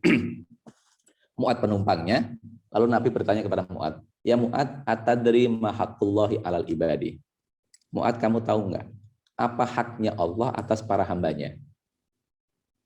Tahu nggak Mu'adz? Mu'adz kemudian menjawab, "Allahu wa rasuluhu a'lam." Allah dan Rasulnya lebih tahu. Jadi Mu'adz ini nggak sok tahu. Kalau dia memang tidak tahu, dia akan mengatakan Allah dan Rasulnya lebih tahu. Ya, ini berbeda dengan kita pada umumnya. Kalau kita ditanya, kita nggak tahu kadang-kadang karena kita malu kalau kita ketahuan tidak tahu. Kalau kita pura-pura tahu dan jawabnya asal-asalan gitu. Mu'adz tidak. Lalu Rasul mengatakan haqqullahi 'alal ibadi ayya'buduhu wa la yusyriku bihi syai'an. Haknya Allah adalah disembah. Sesuai dengan penciptaan kita, liya'budun, disembah. Wa la yusyriku bihi syai'an, dan tidak disekutukan dengan apapun. Karena dosa yang paling besar adalah dosa penyekutuan. Innallaha la yaghfiru ayyushraka bihi syai'an wa yaghfiru dzalika liman yasha ya. Wa yaghfiru dzalika liman yasha ya. Innallaha la yaghfiru ayyushraka bihi syai'an wa yaghfiru ma duna dzalika liman yasha. Allah itu akan mengampuni dosa-dosa selain dosa syirik. Tetapi Allah tidak akan mengampuni dosa yang sifatnya penyekutuan kepada Allah. Innallaha la yaghfiru ayyushraka bihi syai'an wa yaghfiru ma duna dzalika liman yasha. Redaksi yang pas tadi ya. Allah akan mengampuni dosa-dosa selain syirik. Kalau kita sudah menjalankan ibadah kepada Allah dan tidak melakukan kesyirikan kepada Allah, maka itulah haknya Allah itu. Nah, kalau kita sudah menjalankan haknya Allah, kita akan mendapat hak juga. Wa ma haqqul ibadi Allah, kata Kanjeng Nabi. Dan apa haknya hamba atas Allah? Nabi kemudian mengatakan, haqqul ibadi Allah alla yu'adziba man la yusyriku bihi. Allah tidak akan menyiksa orang yang tidak menyekutukan Allah. Allah tidak akan menyiksa orang yang tidak menyekutukan Allah. Artinya kalau kita imannya kokoh, istiqomah, menjalankan perintahnya, meninggalkan larangannya, otomatis Allah pun akan merahmati kita, akan memberikan fadlnya kepada kita, sehingga kita dijauhkan dari siksanya. Otomatis juga, kalau kita dijauhkan dari siksanya, maka kita akan mendapatkan surga. Wa absyiru bil jannah, seperti ayat-ayat sebelumnya yang tadi saya sampaikan. Istiqomah, iman kepada Allah, terus dijalanin keimanan itu, maka hadiahnya adalah surga. Karena itu, kata-kata Nabi bahwa amalku juga tidak akan menyelamatkanku, ya. Karena memang betul, tidak cukup hanya dengan amal, tetapi juga dengan ridhonya Allah, rahmatnya Allah. Tetapi juga rahmatnya Allah itu akan diberikan kepada orang yang istiqomah, menjalankan perintahnya dan meninggalkan larangannya. Karena itulah haknya kita sesuai dengan hadis yang diriwayatkan oleh Imam Muslim tadi ya. Nah, di sini kemudian An-Nawawi memberikan penjelasan yang dimaksud dengan al-muqarabah adalah al-qasdul ladzi la ghuluwa fihi wala taqsira ya. Menyengaja kepada Allah ya, dan tidak berpaling sana berpaling sini. Sementara yang dimaksud dengan asidat adalah al-istiqomah ya. Asidat adalah al-istiqomah, teguh pendirian kepada Allah ya. Yataghamadani maknanya adalah yulbisuni wa yasturuni, memakaikan kepadaku dan menutupi aku. Dan qala ulama manal istiqomah luzumu taatillah taala. Oleh para ulama, ini dikutip oleh Syekh Imam Nawawi ya, al-istiqomah adalah luzumu taatillah, senantiasa menjalankan ketaatan kepada Allah, tidak nengok kanan, tidak nengok kiri, lurus saja. Apapun gangguannya, apapun godaannya, apapun hambatannya, maka kita harus tegak lurus menjalani perintah Allah, meninggalkan larangannya. Itulah yang disebut dengan istiqomah. Nah, bagaimana caranya? Tentu banyak hal yang bisa dilakukan. Pertama misalnya innamal a'malu binniyat. Harus tekankan bahwa kita ibadah itu murni untuk Allah, bukan untuk yang lain-lain. Kalau kita sudah ingat bahwa tujuan kita adalah Allah, maka mestinya kita tidak berpaling. Kalau kita ingat kita mau ke Jakarta gitu ya, maka jalan ke Jakarta itu yang kita lalui. Jangan mampir-mampir ke Carita, ya, ke Anyer, mampir ke tempat yang lain, itu nggak akan nyampe nanti. Ya, makanya tujuan itu harus menjadi guide untuk kita sampai ke tempat tujuan. Kemudian juga yang kedua misalnya kita harus betul-betul memahami, memaknai, merenungi syahadat kita kepada Allah. Ketika kita sudah mengucapkan asyhadu alla ilaha illallah wa asyhadu anna muhammadar rasulullah, maka konsekuensinya apa? Tentu konsekuensinya adalah taat kepada perintahnya, meninggalkan larangannya. Kepada Nabi juga sama. Wa ma atakumur rasul fakhuduhu wa ma nahakum anhu fantahu. Apa yang Rasulullah perintahkan, ikuti. Apa yang Rasulullah larang, tinggalkan. Ya, ini juga perintah Allah di dalam Al-Qur'an. Kita harus ikuti. Karena inilah yang akan menjadikan kita diridhoi Allah. Yang ketiga misalnya caranya adalah belajar dari yang kecil-kecil. Yang berat-berat misalnya kita pelan-pelan lakukan. Yang kecil-kecil dulu misalnya dari omongan jujur ya. Kepada anak kita jujur, kepada orang lain kita jujur, kepada siapapun kita jujur, pelan-pelan ya. Sedekah misalnya pelan-pelan dari yang 10.000 terus saja. Karena yang kecil-kecil itu kalau dijalankan dengan konsisten, maka Allah akan mencintai kita. Nah, itulah gambaran tentang istiqomah ya. Kalau teorinya insya Allah kita sudah diskusikan bareng tadi bersama ya. Sudah 1 jam kita diskusikan. Tugas kita hari ini adalah memulai belajar menjadikan istiqomah tidak hanya ada di dalam teori, tidak hanya ada di dalam pengetahuan, tetapi juga ada di dalam tindakan kita. Gimana mulut kita istiqomah, gimana hati kita istiqomah dan bagaimana caranya perilaku kita istiqomah. Mudah-mudahan kita semuanya yang ikut di forum ini dan saudara-saudara kita, keluarga kita, termasuk menjadi orang-orang yang ditakdirkan oleh Allah mampu menjaga konsistensi dalam beragama, menjadi orang istiqomah sehingga kita mendapatkan ketenangan, ketenteraman, tidak ada ketakutan, tidak ada kesedihan apapun yang terjadi, apapun yang menimpa kita, dan nanti ketika kita meninggal dunia, mudah-mudahan istiqomah kita diganjar dengan surga yang menjadi harapan kita semuanya. Sekian, kurang lebihnya mohon maaf. Wassalamualaikum warahmatullahi wabarakatuh. Waalaikumsalam warahmatullahi wabarakatuh. Jazakallahu khairan Ustaz. Terima kasih Ustaz atas tausiahnya. Memang istiqomah ini suatu hal yang berat Ustaz ya untuk dilakukan, karena adanya iman bisa naik bisa turun ya Ustaz. Dan juga pengaruhnya faktor internal dan eksternal. Baik, sebelum kita masuk ke sesi tanya jawab, ada beberapa maklumat yang akan saya sampaikan. Tapi sebelumnya kami mohon maaf ini karena Zoom-nya pada hari ini hanya bisa menampung 100. Sebenarnya kita biasanya menampung 500 karena ada proses untuk mengupgrade menjadi 1000. Sepertinya pada hari ini menjadi ada sedikit ini ya. Insya Allah sih sebenarnya kalau kita restart lagi ini bisa menjadi 1000. Baik, untuk itu saya sampaikan maklumat untuk hari besok. Insya Allah besok pagi kita melanjutkan tadabbur surat Ali Imran ayat 8992 yang akan disampaikan guru kita Ustadz Dr. Atabik Lutfi. Dan kemudian setelah kajian dari jam 5.30 hingga jam 7 pagi, kemudian kita melanjutkan live from Palestina. Ini merupakan kelanjutan dari kegiatan atau acara minggu lalu, ya, di mana kita bisa menjumpai saudara kita yang berada di Gaza.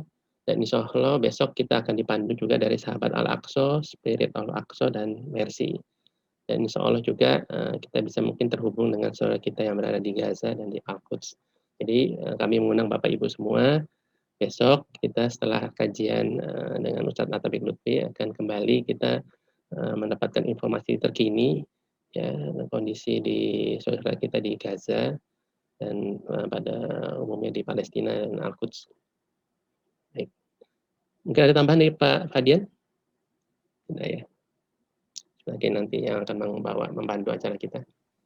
Baik,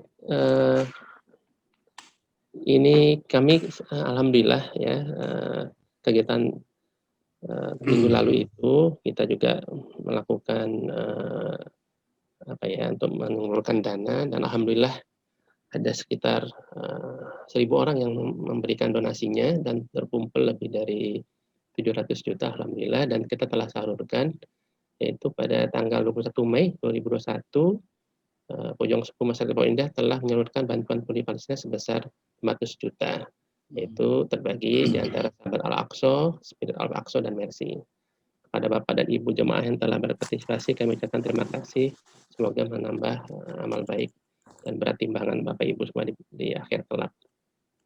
Dan untuk itu kami tetap masih membuka kesempatan untuk berdonasi, yaitu untuk meringankan beban saudara kita yang menjadi korban serangan Zionis Israel di Gaza, Palestina. Kami tetap membuka dompet peduli Palestina. Untuk Bapak dan Ibu yang ingin berdonasi bisa menghubungi Bendahara Pejuang Subuh Bapak Iron Primaditya di nomor handphone 0818288246, atau bisa mentransfer langsung ke rekening di nomor 7220201101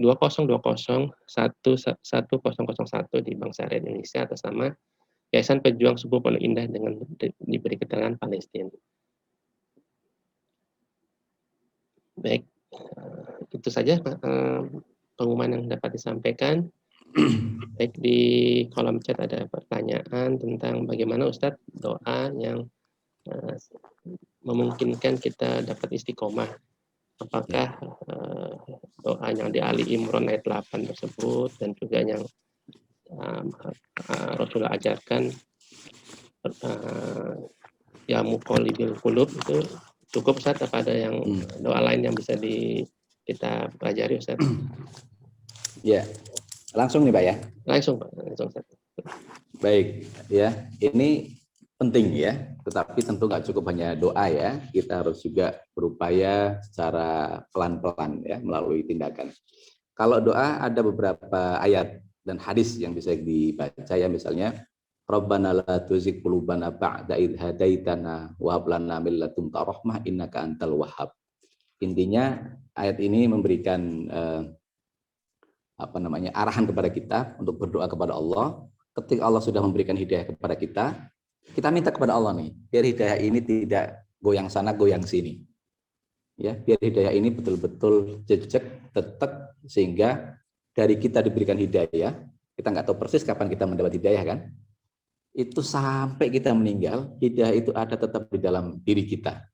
Ya Rabbana la tuzigh qulubana ba'da idh hadaitana wa hab lana min ladunka rahmah innaka antal wahhab. Bahkan di situ di ayat itu kita juga minta rahmat Allah ya, dan minta pemberian-pemberian kenikmatan dari Allah. Dan ada hadis juga di dalam riwayat Tirmidzi misalnya tadi yang disebutkan oleh moderator ya. Ya muqallibal qulubi tsabbit qalbi ala dinika wa ta'atika. Ya, kenapa di redaksi itu disebut dengan ya muqallibal qulub? Ya muqallibal qulub ini kan adalah Allah ya. Ya muqallibal qulub, wahai zat yang membolak-balikkan hati. Tsabbit qalbi ala dinika wa ta'atika. Tetapkanlah hatiku ala dinika, pada agamamu, wa ta'atika, dan ketaatan padamu. Ya. Karena hati itu sifatnya tidak pernah lurus selamanya, tidak pernah tegak selamanya. Hati itu sifatnya bolak-balik, ya. Kadang imannya naik, kadang turun. Kadang imannya kokoh, kadang lembek. Ya, keyakinan kepada Allah kadang tinggi, kadang rendah. Hari ini senang, besok sedih. Ya. Hari ini bahagia, besoknya duka, dan begitu seterusnya. Bahkan kadang-kadang prosesnya tidak lama. Ya. Pagi-pagi kita senang mendapat rezeki dari Allah. Siangnya tahu-tahu kita kena musibah. Dan paginya senang, siangnya berubah lagi. Ya, atau sholat. Kadang hari ini sholat tepat waktu, ntar besok sholatnya lupa. Terus begitu. Hati kita tidak pernah ada di dalam satu konsistensi. Beda dengan malaikat. Kalau malaikat kan karakternya memang dalam tanda kutip ya, monoton gitu ya. Kalau ibadah aja, tidak pernah ada yang lain-lain. Enggak maksiat, la ya'sunallaha ma amarahum wa yaf'aluna ma yu'marun. Tidak pernah bermaksiat dan terus menaati perintah Allah. Begitu aja. Makanya yang dijadikan khalifah di bumi adalah kita. Manusia yang punya keinginan, punya ambisi. Kadang begini, kadang begitu. Kadang ada upaya yang baru, ada penemuan. Terus begitu. Kan hati manusia sifatnya begitu. Ya bolak-balik. Makanya kenapa disebut dengan qalbun dalam bahasa Arab ya. Litaqallubihi. Kenapa hati itu disebut dengan qalbun? Karena hati itu sifatnya bolak-balik. Ya, sama aja orang yang dulu punya pacar misalnya ya, dia pacarnya dulu si A, seminggu ganti si B, nanti ganti lagi, terus begitu. Ya, hari ini kita nyaman dengan si A, dengan teman kita nyambung, besok hati kita benci dengan dia, terus begitu. Karena itu doa kita di dalam riwayat Tirmidzi diajarkan oleh Rasulullah adalah ya muqallibal qulubi tsabbit qalbi ala dinika wa ta'atika. Wahai zat yang membolak-balikkan hati, tetapkanlah hatiku pada agamamu, yaitu Islam, dan tetapkanlah hati kami kepada ketaatan kepadamu. Nah, doa penetapan hati hanya kepada agama Allah, dan doa penetapan hati hanya ketaatan kepada Allah, ini adalah doa istiqomah yang mestinya kita baca terus-menerus. Lalu setelah kita baca doa itu tiap hari, ya, tiap saat, kita ada upaya untuk menjalankan keistiqomahan itu dengan sebaik mungkin. Itu silakan dibaca ya. Mau habis sholat silakan ya. Mau bangun tidur juga silakan. Biasanya kalau ya muqallibal qulubi itu seringkali dibaca misalnya di tahiyat yang akhir sebelum salam. At-tahiyatul mubarakatuh sholawatut thayyibatul terus gitu ya. Nah, di akhir biasanya ada tambahan ya muqallibal qulubi tsabbit qalbi ala dinika wa ta'atika, baru kemudian salam. Ada juga yang di dalam sholat. Bisa juga di luar sholat ya. Kalau di dalam sholat dia juga bukan rukun ya. Jadi kalaupun ditinggalkan di dalam sholat nggak ada masalah. Jadi silakan aja dibaca dimanapun. Mau di kendaraan, mau di mana. atau di dalam hati, ditempeli dalam hati sehingga kapanpun kita ingat pada doa itu, ya Allah mudah-mudahan aku istiqomah, hatiku tetap kepada agamamu dan tetap kepada ketaatan kepadamu terus ya begitu. Mudah-mudahan pada titik tertentu kita betul-betul menjadi orang yang istiqomah. Itu barangkali Pak, mudah-mudahan ada manfaatnya. Ya, semoga bisa menjawab pertanyaan tersebut ya. Ini ada yang masuk ke handphone saya nih Pak. Ustaz, Assalamualaikum Ustaz, ini izin bertanya. Rasulullah bersabda, sesungguhnya setiap amalan tergantung pada akhirnya. Dan pada akhirnya. Sehingga kita jangan terkagum pada amalan kita saat ini. Ini hubungan dengan istiqomah bagaimana ini Ustaz? Iya. Ada satu kisah yang saya kira menarik untuk diceritakan ya. Ada 2 orang kakak beradik tinggal di satu rumah yang sama, tetapi rumahnya tingkat ini. Yang di atas ini tiap hari dia ibadah, sholat, ya, kemudian dia menjalankan perintah-perintah Allah, meninggalkan larangannya. Yang di bawah, konon ceritanya, adalah orang yang sebaliknya, penuh dengan kemaksiatan. Ketaatan dia yang di atas ini terus dijalankan secara konsisten. Yang di bawah juga kemaksiatannya dijalankan terus secara konsisten. Ya. Nah, suatu saat 2 orang ini punya keinginan yang bertentangan, berlawanan dengan kebiasaannya. Yang di atas mikir begini, saya tiap hari ibadah, tentu sudah mendapatkan banyak poin. Saya mau sekali-kali turun ke bawah, ya, untuk menjalankan sekali-kali maksiat. Nanti saya naik lagi, saya bertobat, insya Allah diampuni dan saya akan lanjut beribadah lagi. Yang di bawah sebaliknya, saya mau sekali-kali nggak maksiat, saya mau naik ke atas, mau ibadah, ya, mau ibadah, nanti turun lagi gitu ya. Jadi ini hati kan begini nih sifatnya bolak-balik. Lalu ternyata keinginan mereka berdua itu, yang di atas dan di bawah itu sama. Lalu mereka kemudian yang di atas turun ke bawah, yang di bawah naik ke atas. Di satu tangga mereka tabrakan, katanya gitu. Ceritanya begitu. Bertabrakan, kemudian dua-duanya jatuh. Dan dua-duanya meninggal. Dua-duanya meninggal. Maka ternyata di dalam riwayat Kanjeng Nabi itu, di dalam satu kisah itu ya, yang di atas ternyata nantinya masuk ke neraka, yang di bawah masuk ke surga. Padahal apa yang terjadi? Yang di atas ini adalah orang yang tiap hari ibadah. Yang di bawah adalah orang yang tiap hari bermaksiat. Tapi di ujungnya, ketika mereka mati, yang di atas mati dalam keadaan niatnya ingin menjalankan maksiat, ingin turun ke bawah sekali-kali, nanti akan dilanjut dengan kebaikan di atas lagi. Yang di bawah matinya dalam keadaan dia sedang ingin menjalankan kebaikan. Maka kebalik nih. Yang di atas mendapatkan keburukan di akhirat nanti, yang di bawah mendapatkan kebaikan. Nah, ini artinya bahwa sesungguhnya amaliyah kita itu ya, amalan kita itu memang tergantung ujungnya. Itulah yang penting, konsistensi itu. Di awal misalnya nih, ketika kita lahir, kita Islam terus ya, sampai umur 60 tahun. Mau meninggal, tahu-tahu kita meninggalkan Islam. Hanya 1 hari kita lalu meninggal. Maka yang dilihat adalah ujungnya. Makanya di dalam ajaran kita ada namanya istilah husnul khotimah. Ada istilah lagi su'ul khotimah. Husnul khotimah itu adalah ujung yang bagus. Su'ul khotimah adalah ujung yang buruk. Ya. Nah, kita ini akan sangat tergantung ujungnya. Makanya pentingnya istiqomah itu adalah untuk menjaga konsistensi antara proses perilaku ibadah di awal sampai kita betul-betul finish. Jangan sampai di awal, sampai misalnya di awal ya, sampai puluhan tahun kita lurus, di ujung-ujungnya kita nggak mau sholat misalnya, lalu mati, maka ujungnya inilah yang dilihat.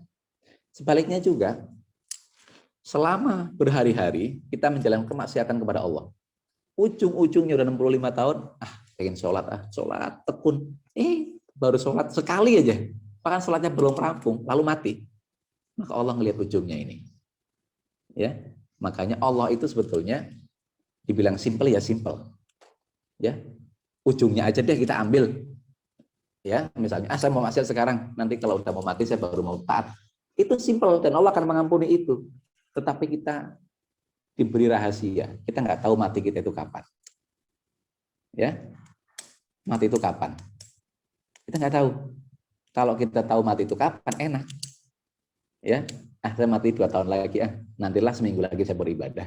Karena mati itu adalah rahasia, maka kita tidak pernah tahu apa yang akan terjadi ke depan, gitu ya.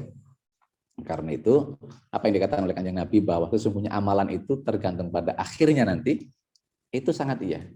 Ya, makanya Nabi juga mengatakan di dalam salah satu hadisnya, ya, ada orang yang melakukan amalan-amalan surga, ya, amalan-amalan ahli surga terus dilakukan, tapi di ujungnya dia melakukan amalan ahli neraka, maka dia akan kejeblos ke neraka.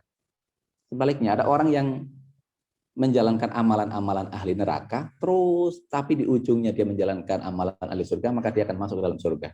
Ini juga ada keterangannya, ya. Karena itu tugas kita adalah menjaga konsistensi, keteguhan, keselarasan antara apa yang kita lakukan di awal dengan apa yang nanti kita lakukan di ujung. Makanya kan nasihat-nasihat tentang jaga husnul khotimah, jaga keimanan kita, sehingga jangan sampai mati itu dalam keadaan yang su'ul khotimah, itu betul-betul harus menjadi pelajaran kita semuanya. Dan bahkan para ulama mengatakan godaan untuk melepaskan keimanan di ujung hayat kita itu sangat tinggi. Makanya orang yang sakaratul maut biasanya didampingi oleh orang-orang yang ngerti, oleh para kiai, ya, ditalkin, diingetin tentang la ilaha illallah. Orang sakit yang sudah nggak bisa ngomong sekalipun diingetin tentang la ilaha illallah Muhammadur Rasul, terus begitu, sehingga ketika dia ditutup pintu kehidupannya, maka dia dalam keadaan yang husnul khotimah. Ya, karena itu kita harus menjaga ini betul-betul dalam kondisi apapun. Tapi insya Allah kalau kita dari sekarang sudah konsisten menjaga perintah Allah, meninggalkan larangannya, terus, ya, insya Allah di ujungnya pun kita akan mati sesuai dengan apa yang kita lakukan. Ya, kita itu akan mati sesuai dengan apa yang biasa kita lakukan. Kalau orang biasanya sholat aja, biasanya matinya sholat. Kalau orang seringnya mabuk aja, biasanya dia matinya mabuk. Senangnya narkoba aja, dia mati dalam keadaan minum narkoba. Orang yang senangnya misalnya zina, kadang-kadang matinya dalam kondisi di lingkungan seperti itu, dan seterusnya. Karena itu matinya orang itu seringkali ada pada posisi di mana dia biasa melakukan perilaku-perilaku tertentu. Karena itu kalau kita menjaga perilaku ibadah kepada Allah, insya Allah kita pun matinya dalam keadaan menjalankan ibadah. Dan ibadah terbaik tentu adalah sholat. Mudah-mudahan kita semuanya diambil nyawanya oleh Allah, diminta kembali dalam kondisi kita sedang menjalankan sholat misalnya. Mudah-mudahan itu yang terjadi pada kita semuanya. Tadi ada yang ada bertanya juga tentang ayat itu, ayat berapa tadi, ya? Rabbana la tuzigh qulubana, tadi sudah ada yang menjawab, ya. Kemudian juga ada yang melanjutkan, jangan hanya ayat yang ke-8 tapi juga ke-9, itu silakan saja. Tapi minimalnya di ayat yang pertama itu, ya, minimalnya. Untuk kesempurnaannya tentu dilanjutkan dengan yang berikutnya. Itu silakan nanti di chat ada itu, ya, keterangan. Ada yang sudah menjawab, makasih banyak. Baik, terima kasih Ustaz. Jadi perlunya kita juga menjaga, ya Ustaz, ya, dari faktor eksternal, berarti kita perlu berteman dengan orang-orang yang baik, ya Ustaz, ya. Betul. Dari luar. Ini juga pengaruh dari dalam, Ustaz. Ini ada pertanyaan dari Pak Nizam. Jadi gimana kita sudah punya niat, mungkin mau insya Allah mau melakukan sholat duha misalkan, tapi bagaimana cara menghadapi rasa malasnya, Ustaz? Nanti besok akhirnya malah kita tidak melaksanakan sholat duha itu. Inilah, ya, bedanya antara kewajiban dengan kesunahan dari yang saya sampaikan. Kalau kewajiban itu, ya, sifatnya kan ubudiyatul itiror, dipaksakan. Malas nggak malas kita pasti jalanin, ya Pak, ya.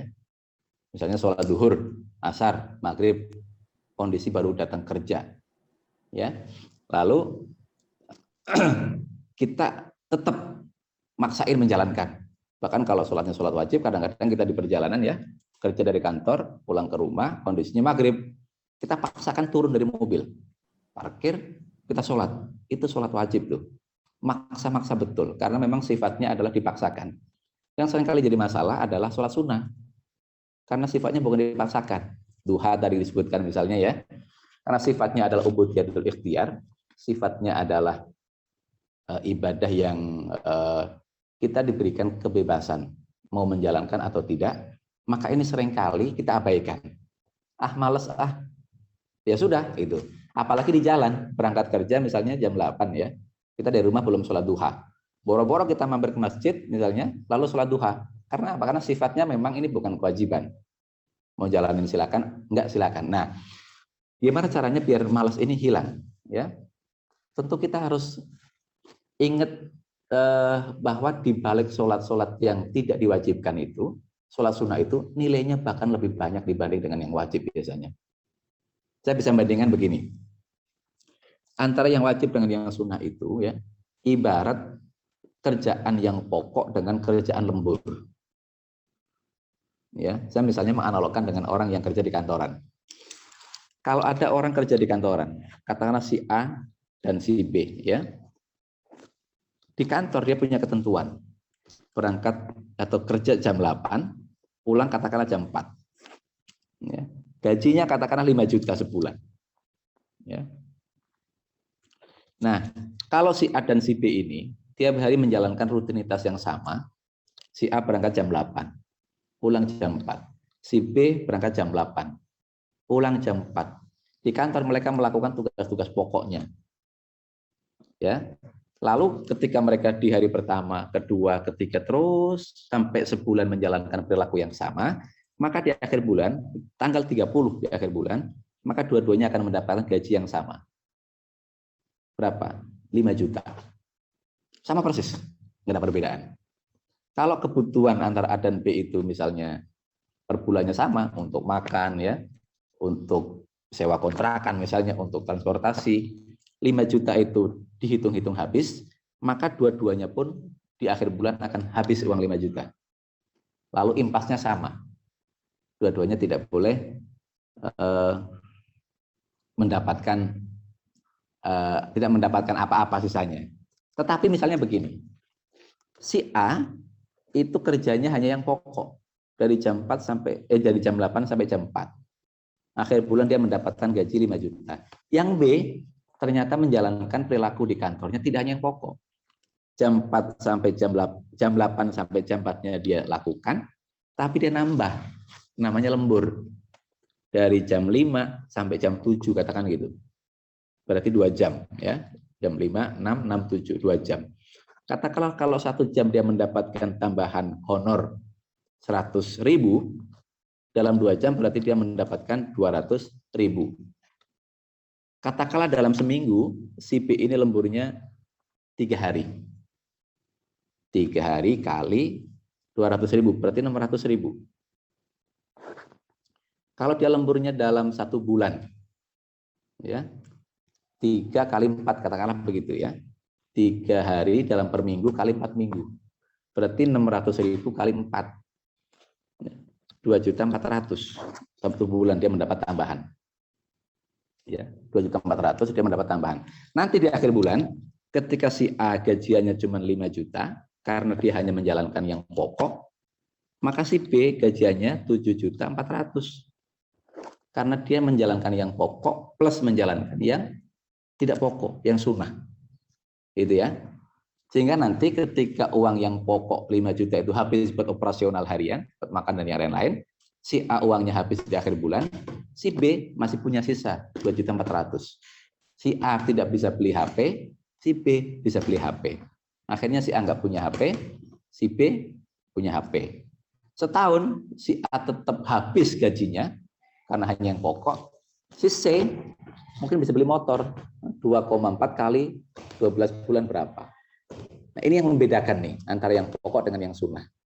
Ya. Karena itu bahkan seringkali yang membedakan antara kita dengan orang lain itu adalah justru yang sunnah-sunnahnya. Yang membedakan A dengan B tadi adalah lemburannya. Nah, saya menganalogkan ibadah-ibadah sunnah, misalnya ada sholat duha, ya, kemudian ada sholat tahajud, ada puasa sunnah Senin Kemis, puasa Asyura, puasa Rajab dan segala macam itu ibadat lemburan. Dan itu yang membedakan kita dengan orang lain. Nah, pertanyaannya begini, kita mau nggak berbeda dengan yang lain? Mau nggak lebih unggul dari yang lain? Kalau mau lebih unggul, jalanin hal-hal yang tidak diwajibkan. Bagaimana caranya biar duha? Tidak malas. Kita harus yakin duha ini adalah lemburan yang Allah berikan kepada kita. Kalau kita duha, kita berbeda dengan yang lain. Kalau yang lain kedekatan dengan Allahnya hanya karena yang wajib, itu standar, maka dengan duha kita akan semakin dekat dengan Allah. Belum lagi duha punya manfaat yang banyak. Kalau orang lain tidak duhaan, maka berarti pintu rezekinya akan lebih terkunci. Kalau kita duhaan, berarti pintu rezekinya akan lebih terbuka. Terus itu harus kita ingetin. Begitu juga sholat sunnah yang lain. Sholat sunnah malam, tahajud misalnya ya. Wa minal laili fatahajjat bi nafilatan laka. Tahajud itu menjadi keutamaan buat kita. Karena apa? Karena Allah akan mengangkat kita kepada maqaman mahmuda. Kepada makom yang sangat terpuji. Itu tidak enak dilakukan. Dan itu boleh dilakukan, boleh enggak. Karena sifatnya sunnah. Itu lemburan.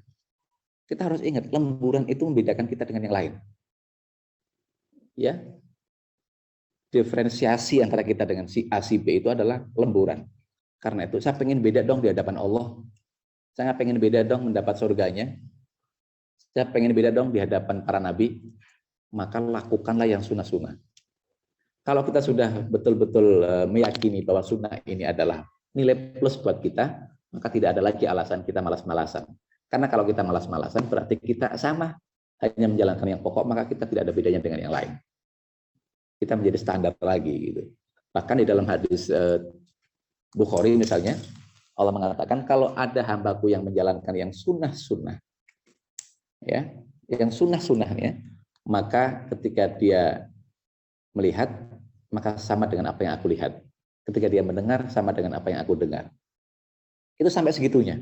Saking dekatnya kita kepada Allah melalui yang sunnah-sunnah. Bahkan banyak kisah orang menjadi kekasih Allah, menjadi wali, karena menjalankan yang sunnah-sunnah. Ada orang yang sholat tahajud tekun, nggak pernah ditinggalkan. Oh, dia menjadi orang sholat. Padahal sholat standarnya yang lain sama. Ada orang yang sholawatan tiap hari Jumat, ba'da asar 1000 kali. Terus istiqomah. Ini bukan kewajiban. Tapi karena dia menjalankannya, oh dia menjadi di hadapan Allah menjadi beda nilainya. Ada orang yang misalnya tiap hari baca Quran 1 juz terus saja. Ini bukan kewajiban. Tapi karena dia melakukannya dengan istiqomah, maka dia punya nilai berbeda di hadapan Allah. Nah, nilai-nilai perbedaan antara yang menjalankan yang pokok dengan yang sunnah ini harus menjadi pengingat buat kita semuanya. Sehingga tidak ada lagi alasan malas-malasan gitu ya. Sehingga tidak ada lagi alasan kita meninggalkan yang sunnah. Karena di balik yang sunnah, banyak manfaat dan banyak fadl yang kita dapatkan. Bahkan kalau kita mau hitung ya, ibadah yang wajib dengan ibadah yang sunnah itu sebetulnya lebih banyak ibadah yang sunnah. Sholat misalnya, yang wajib ada berapa? Yang wajib hanya 5.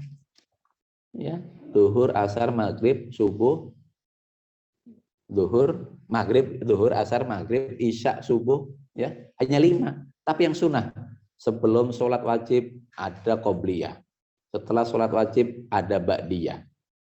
Ya, ada sholat duha, ada sholat tahajud, ya, ada sholat taubat, ada sholat witir, ada sholat hajat, ada ini, ada itu jumlahnya banyak sekali. Di Ramadan ada taraweh, banyak sekali. Karena itu kita harus ingat nih, sebetulnya perbedaan kita adalah di proses pelaksanaan yang sunnah ini. Ya, mudah-mudahan kita bisa menjalankan yang sunnah-sunnah ini. Karena kalau yang sunnah dijalankan, yang wajib otomatis akan dijalankan. Wong yang tidak diperintahkan aja ditekuni kok, apalagi yang diwajibkan. Tapi kalau yang wajib dijalankan, yang sunnah belum tentu. Nah, mudah-mudahan kita selalu berorientasi bahwa yang sunnah ini adalah cara Allah memberikan perbedaan antara kita dengan yang lain. Dan kita harus menjalani ini. Itu barangkali ya. Tadi ada yang bertanya juga kalau tidak salah di chat ya. Ya muqallibal qulub tsabit qalbi ala dinika itu di surat apa dan ayat berapa? Ya, yang saya tahu ini bukan ayat Quran ya. Ini adalah hadis yang diriwayatkan oleh Imam At-Tirmidzi di antaranya gitu. Jadi ini bukan Quran ya. Tapi ini diajarkan oleh Kanjeng Nabi gitu. Baik Ustaz, ya. Masih ada satu pertanyaan dan satu jemaah yang resen. Saya persilakan untuk Bapak Hendar untuk mengajukan pertanyaan langsung. Pak Hendar. Terima kasih. Assalamualaikum warahmatullahi wabarakatuh, Ustaz. Waalaikumsalam, Pak Hendar. Sehat selalu, Pak. Ya, salam kenal Hendar. Udah berapa kali saya ikut kajian dari Ustaz ini. Iya, makasih, Pak. Makasih. Sangat meresap di hati saya. Amin, amin, Ada amin, pertanyaan saya mengenai satu hal. Saya pernah melihat di acara TV Kick Andy itu ada Kick suatu Andy. wawancara antara dari seorang ibu yang mengaku mengalami mati suri. Iya. Dan lalu dia bercerita tentang apa yang dilihatnya pada saat dia mati suri itu. Jadi mengenai surga, neraka dan sebagainya.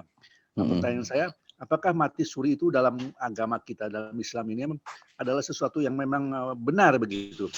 Itu aja pertanyaan saya, Ustaz. Terima kasih. Wassalamualaikum warahmatullahi wabarakatuh. Oke.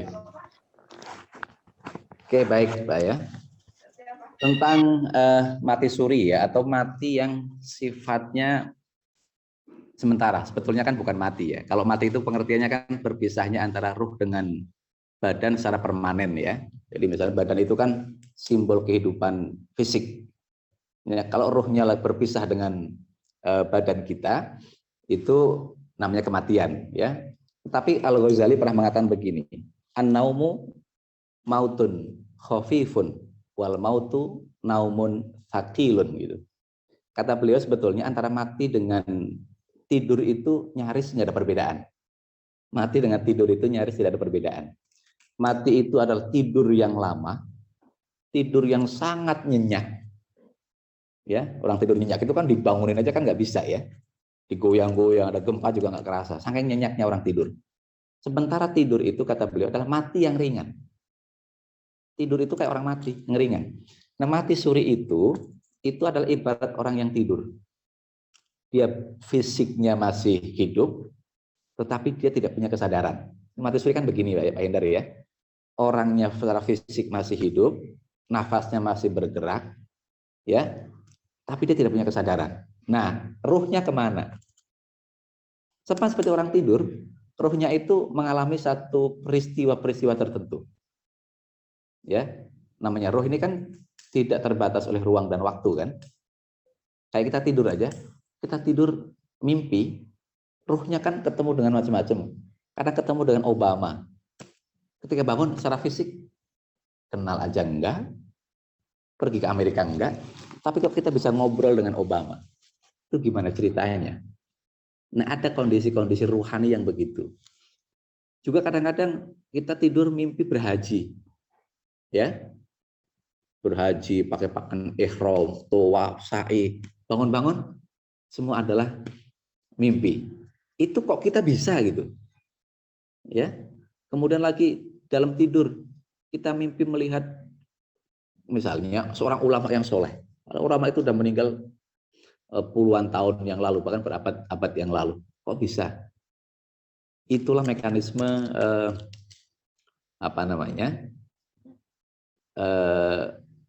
ruhani yang kita alami gitu ya. Ruhani yang kita alami. Nah, mati suri itu sebetulnya hampir sama dengan tidur ini. Hampir sama dengan tidur. Apa yang terjadi di alam sana, itu ruh itu tentu punya alam sendiri di sana. Karena ruh itu kan tidak mati, Pak. Ketika orang mati, ruh itu nggak mati. Makanya innalillahi wa inna ilaihi raji'un. Inna ilaihi raji'un. Kita kembali kepada Allah. Ruh itu nggak mati. Ruh itu punya alam sendiri. Nah, ketika orang itu ruh dengan jasadnya berpisah, ya, maka ruhnya punya lingkungan sendiri dan dia akan ketemu dengan banyak orang. Akan ketemu dengan pengalaman yang baru. Itu memang di dalam tradisi kita itu terjadi. Ya. Itu kayak orang tidur aja, cuman biasanya mati suri itu ada sebab tertentu. Misalnya musibah benturan atau kecelakaan gitu ya. Kalau dia tidak sadar, ruhnya mengalami kondisi itu. Ya tentu saya tidak bisa menjelaskan secara detail dan ilmiah ya bagaimana proses itu bisa terjadi. Tapi kalau kita analogkan mati suri itu seperti orang tidur ya, di mimpi, itu ternyata di dalam mimpi kita juga kita mengalami hal-hal yang secara akal kita tidak masuk gitu. Tidak bisa memahami. Ya. Dan saya pernah ngobrol dengan beberapa orang yang mati suri ya. Misalnya orang ini dulunya ketika saya punya kawan, pimpinan redaksi salah satu koran terbesar di Banten ya. Suatu saat dia pernah mengalami kecelakaan dengan level kecelakaan yang cukup parah. Bahkan udah divonis mau meninggal gitu. Dia masuk rumah sakit berhari-hari. Dia masuk dalam kondisi koma gitu ya. Dalam kondisi koma. Jadi udah tinggal sedikit lagi dia akan meninggal kalau hitungan manusia. Nah, dalam kondisi koma itu, dia katanya berada di satu tempat yang serba putih, dia ketemu orang dengan yang pakaiannya putih, ya, dan dia juga melihat kenikmatan di akhirat gitu. Dia cerita begitu ke saya. Ketika dia bangun, dia punya kesadaran yang baru. Ternyata kehidupan itu begitu ya. Nanti kita akan begini begitu. Akhirnya dia menjadi orang yang betul-betul spiritual. Itu banyak yang terjadi. Ya, dan itu memang nyatanya begitu. Dan saya mendapat cerita ini bukan hanya dari 1-2 orang ya, dari banyak orang. Berarti ini menjadi bagian dari sunatullah yang memang terjadi pada beberapa orang yang Allah kehendaki, ya, yang Allah kehendaki. Makanya biasanya orang yang mati suri itu ketika dia kemudian sadar kembali, dia biasanya punya perilaku yang berubah. Dia biasanya menjadi lebih baik. Nah, itu tentu cara Allah memberikan hidayah. Karena cara Allah memberikan hidayah kepada kita itu unik. Tidak hanya dengan satu model ya. Ada yang dengan cara begitu. Ada yang dengan cara mendengar ayat Quran lalu dia bergetar. Ada yang dengan cara mendengar azan. Ada yang dengan, kayak kita ini kajian-kajian ya. Sharing-sharing lalu dia berubah hatinya. Itu banyak caranya ya. Nah, nanti barangkali kita bisa lebih detail Pak untuk ini tentang buku-buku misalnya kejiwaan manusia pun psikologi, buku tentang alam bawah sadar gitu ya, itu biasanya ada penjelasan yang lebih detail ya. Mudah-mudahan gambaran saya ya, analogi saya tidak menjelaskan secara detail karena saya tidak memahami tentang dunia alam bawah sadar ya. Tentu analogi dengan tidur itu hanya analogi standar lah ya, bahwa orang mati suri itu ibaratnya kayak orang tidur aja yang ruhnya bisa mengalami situasi hal-hal yang tidak masuk akal. Kalau tidak masuk akal, dan itu biasanya menjadi titik balik perubahan kita. Ya, itu mungkin di antara kita juga ada yang mampu menjelaskan. Barangkali ada di antara kita yang dokter jiwa atau dokter psikologi atau apa misalnya ya. Nanti mungkin bisa sharing ya, biar kita lebih detail. Itu barangkali Pak Idan, mudah-mudahan ada manfaatnya. Baik Ustaz. Ustaz, ini ada 2 pertanyaan lagi. Mudah-mudahan masih bisa ada waktunya Ustaz. Iya, silakan. Baik, satu dari Pak Irwan ini resen. Ya. Nanti setelah itu nanti saya bacakan satu pertanyaan terakhir dari kolom chat. Silakan Pak Irwan. Ya. Terima kasih Pak Agung. Assalamualaikum warahmatullahi wabarakatuh Pak Ustadz. Salam Pak. Ya, Pak Ustadz tadi menyinggung mengenai doa yang sangat bagus sekali di surat Ali Imran ayat 8 Pak Ustadz. Rabbana la tuzigh qulubana ba'da idh hadaitana. Saya tertarik dengan ini topiknya mengenai istiqomah, dan itu doa yang sangat baik sekali kita panjatkan kepada Allah supaya bagaimana hati kita itu tidak dibuat berdeviasi gitu ya dari jalan yang lurus gitu.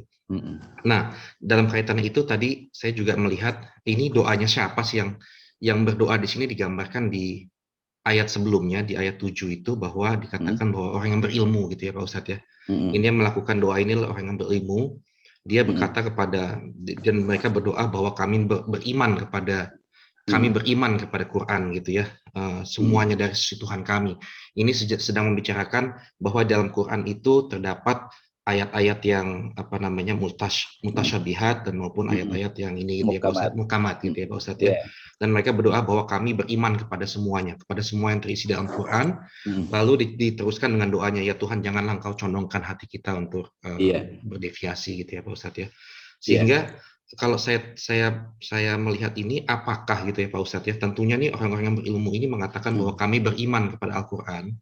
Tentunya untuk mengimani Al-Quran itu kan mereka harus mendalami dan membaca Al-Quran gitu ya Pak Ustadz ya, sehingga mereka beriman gitu ya.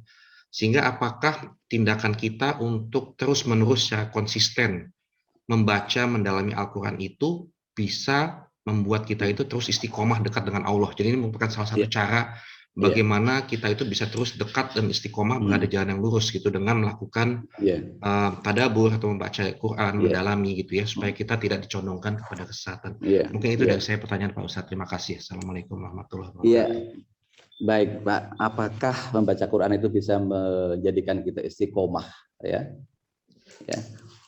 Saya membagi ya orang yang berinteraksi dengan Quran itu menjadi 3 kategori.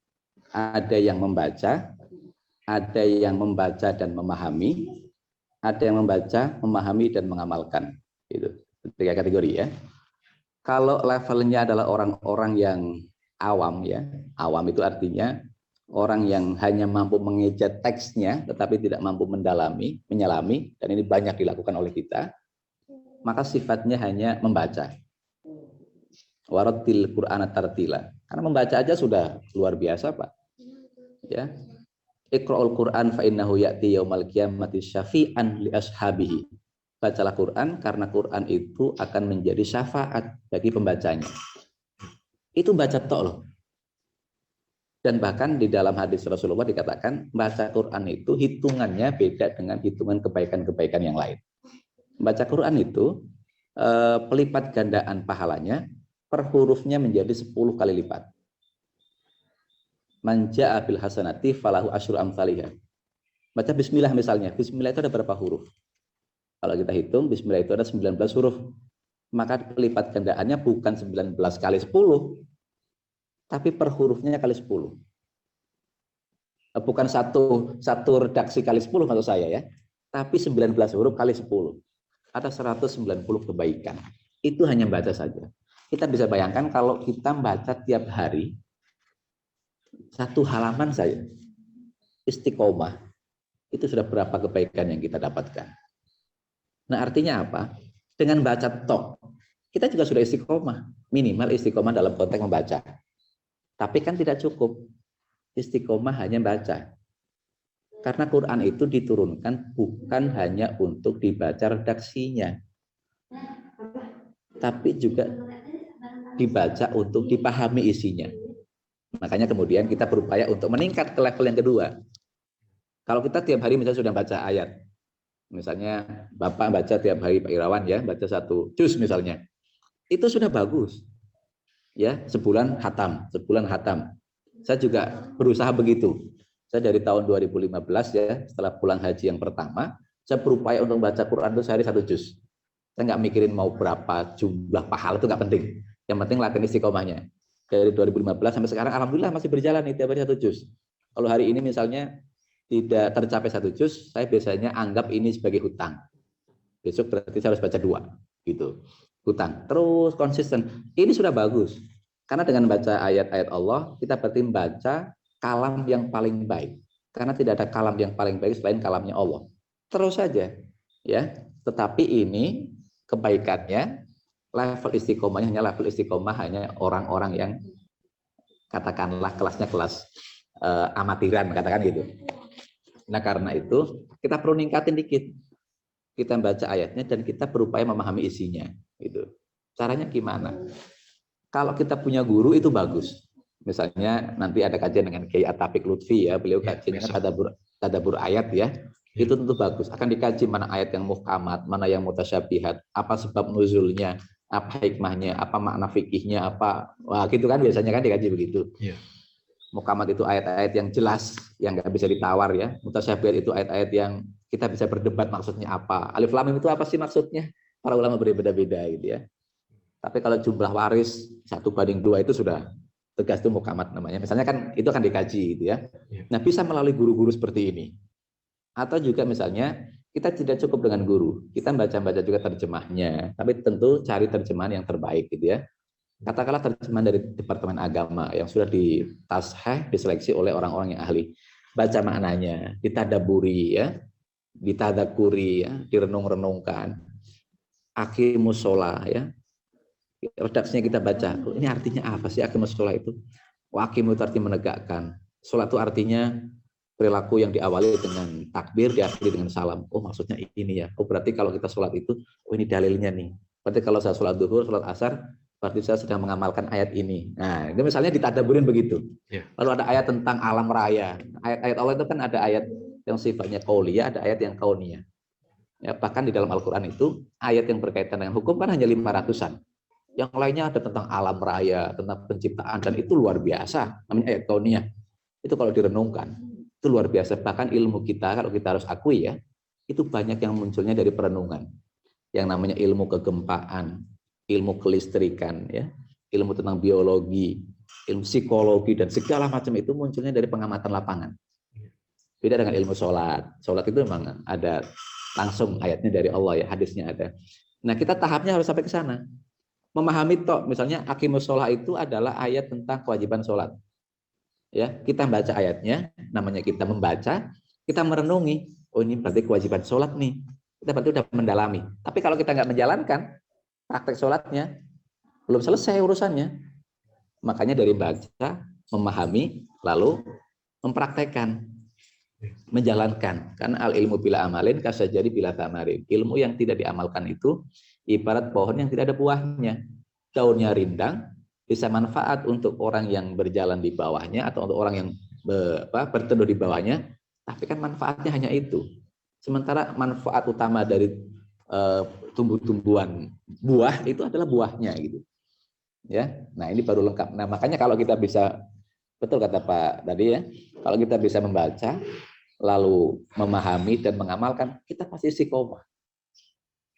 Tapi ini prosesnya panjang, ini butuh waktu panjang. Tetapi yang panjang itu bukan berarti tidak mungkin dilakukan.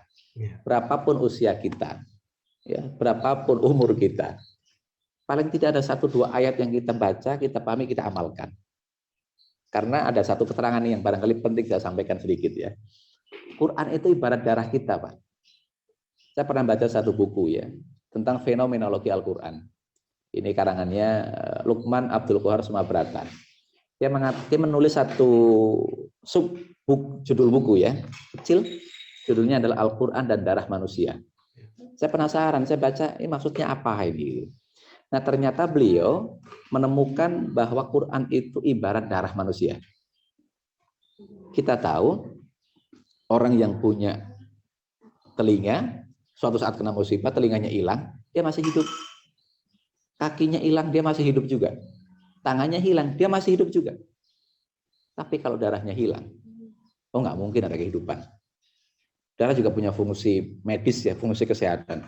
Bahwa misalnya protein dan segala macam lah ke oksigen ke tubuh kita sehingga kita sehat ya. Nah, penemuan darah Al-Qur'an itu ada hubungan dengan manusia itu berawal dari jumlah ayat yang diutak-atik. Jumlah ayat itu kan ada 2 versi ya. Ada 6, 6, 6, 6 itu yang sering kali kita dengar ya. Ada 6, 2, 3, 6. Ini dua-duanya bisa karena tergantung bagaimana cara menghitung ayatnya. Intinya ayatnya sama, tapi cara menghitungnya yang berbeda. Nah, untuk di Indonesia itu mestinya yang kita pegang adalah keterangan yang mengatakan ayat itu 6, 2, 3, 6. Ini riwayat Hawas an Asim. Ini ada keterangannya di dalam kitab At-Tafsir Al-Munir fil Aqidah wa Syari'ah wal Manhaj. 6, 2, 3, 6. 6, 2, 3, 6 itu kalau ditambahkan ya, 6 tambah 2 itu 8. 8 tambah 3 itu 11, 11 tambah 6 itu 17. 17 itu menjadi simbol nih, simbol turunnya Quran, 17 Ramadan. Kemerdekaan kita tanggal 17, ini juga berarti kemerdekaan yang basisnya adalah Quran. Nah kemudian, 17 itu 1 tambah 7, itu 8. 8 itu juga menjadi bulan kemerdekaan kita. Ya, berarti ini semangatnya Quran ini, kemerdekaan kita ini. Makanya nggak boleh dicemari dengan hal-hal yang di luar Quran. Nah, 1 tambah 8 itu, kalau di dalam rangkaian huruf hijaiyah, itu adalah huruf dal, alif, ba, ta, sa, jim, ha, kho, dal. Yang ke-8 itu dal. Nah, dal itu kata Abdul Qahar Sumabrata singkatan ad-damu, yaitu darah. Quran itu simbolnya darah. Dia darah manusia. Makanya ketika Rasulullah ditanya, ya Aisyah ditanya tentang akhlak Rasulullah, ya Aisyah, akhlak Rasulullah itu gimana sih? Kana khuluquhu Al-Quran. Akhlak Rasul itu Quran, ucapannya Quran, tindakannya Quran, apa yang dilakukan semuanya Quran. Berarti Quran seakan-akan menyatu di dalam diri kita. Nah, mestinya 6, 2, 3, 6 ayat itu menyatu dalam diri kita dan mengalir dalam kehidupan kita. Darah sholat ngalir dalam kehidupan kita. Mestinya begitu. Darah puasa, darah sedekah, darah peduli pada kemanusiaan, darah peduli pada lingkungan, itu ngalir dalam diri kita. Sehingga semuanya tercermin, menjadi cerminan Quran. Itu yang disebut dengan akhlak Qurani.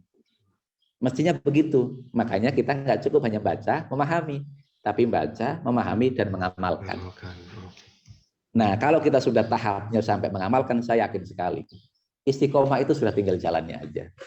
Tetapi proses baca sampai memahami aja, ini kan butuh waktu nih. Apalagi baca, memahami, mengamalkan. Karena itu, Bapak Ibu sekalian, kita butuh orang yang memberikan arahan. Kalau kita yang baca sendiri, saya sendiri mungkin nggak mampu ya. Butuh waktu yang panjang dan butuh keilmuan yang mendalam. Kita ngikuti aja lah. Misalnya di Indonesia kita ikuti Pak Quraish Shihab. Ya, orang yang alim di bidang Quran. Ada Gus Baha, orang yang hafal betul ayat-ayat hukum yang mana. Ikutin aja. Beliau ngomong apa tentang puasa, kita ikutin. Kita tahapnya begitu aja lah. Ibarat kita mau ke swalayan itu, kita nggak usah meramu makanan. Kita cukup masuk sholat beli aja lah di situ, tinggal makan sudah sedia gitu. Nah, kita paling bisa begitu. Nah, tapi minimalnya istiqomah kita di dalam tahap tilawah itu sudah kita harus lakukan. Kemudian kita berupaya istiqomah di wilayah memahami, baru kemudian kita istiqomah di wilayah mengamalkan. Ya, minimalnya kita baca dulu ya. Tapi tentu ada yang diamalkan. Makanya kalau kita ditanya dari ayat 6.000 sekian itu berapa sih yang sudah kita istiqomahkan? Paling belum seberapanya. Tapi itu sudah lebih baik dibanding kita membaca terus tapi nggak ada yang diamalin gitu. Jangan sampai kita seperti kamatsalil himari yahmilu asfaro, seperti onta atau himar yang membawa tumpukan-tumpukan ilmu di atas punggungnya. Ya, dia bawa kitab-kitab di punggungnya, tapi dia nggak ngerti isinya apa dan boro-boro ngamalin. Nah, itulah bedanya kita dengan himar. Kita punya akal, baca iya, ngamalin mestinya juga iya. Mudah-mudahan lah kita termasuk di antara orang-orang yang ahli ilmu dan ahlul amal. Amin. Tidak hanya NATO, ngomong doang tapi nggak ada isinya. Mudah-mudahan pelan-pelan kita harus menjalankan itu, sehingga pada titik tertentu istiqomah kita menjadi naik tahapnya menjadi yang lebih baik lagi. Amin ya rabbal alamin. Itu barangkali Pak. Amin. Terima kasih Pak Ustadz pencerahannya. Terima kasih Pak Agung. Ya, sama-sama. Semoga bisa menjawab pertanyaan Pak Iman. Amin.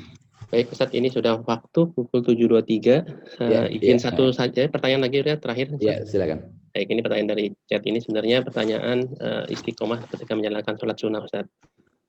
Apakah dimungkinkan kita boleh mengerjakan sholat sunnah di dalam kendaraan, misalkan di dalam perjalanan di pesawat terbang mungkin sampai 9 jam kita melakukan sholat duha atau melakukan sholat qiyamul lail. Iya. Sholat sunnah yang sudah biasa kita lakukan secara rutin ya, misalnya duha rutin ya. Rasul sendiri sebetulnya kalau duha nggak rutin ya, tapi kalau tahajud beliau rutin. Kemudian tahajud kita rutin ya. Sebetulnya kan itu bisa dilakukan di waktu yang bukan pada waktu normalnya. Misalnya begini, sholat duha kita biasa jalankan jam 8. Tapi karena ada keperluan mendadak kita harus pergi ya, dan pepergian kita itu memakan waktu yang biasanya kita gunakan untuk sholat duha, maka pilihannya 2. Ya, mau kita qadha itu boleh, atau mau kita jalankan di kendaraan itu juga bisa. Ya, termasuk yang ketiga juga bisa, ditinggalin sekalian juga nggak ada masalah. Ya, ditinggalin sekalian juga nggak masalah. Jadi saya ulang lagi ya, yang namanya sholat sunnah itu bukan sholat yang kewajiban. Itu sifatnya hanya tambahan.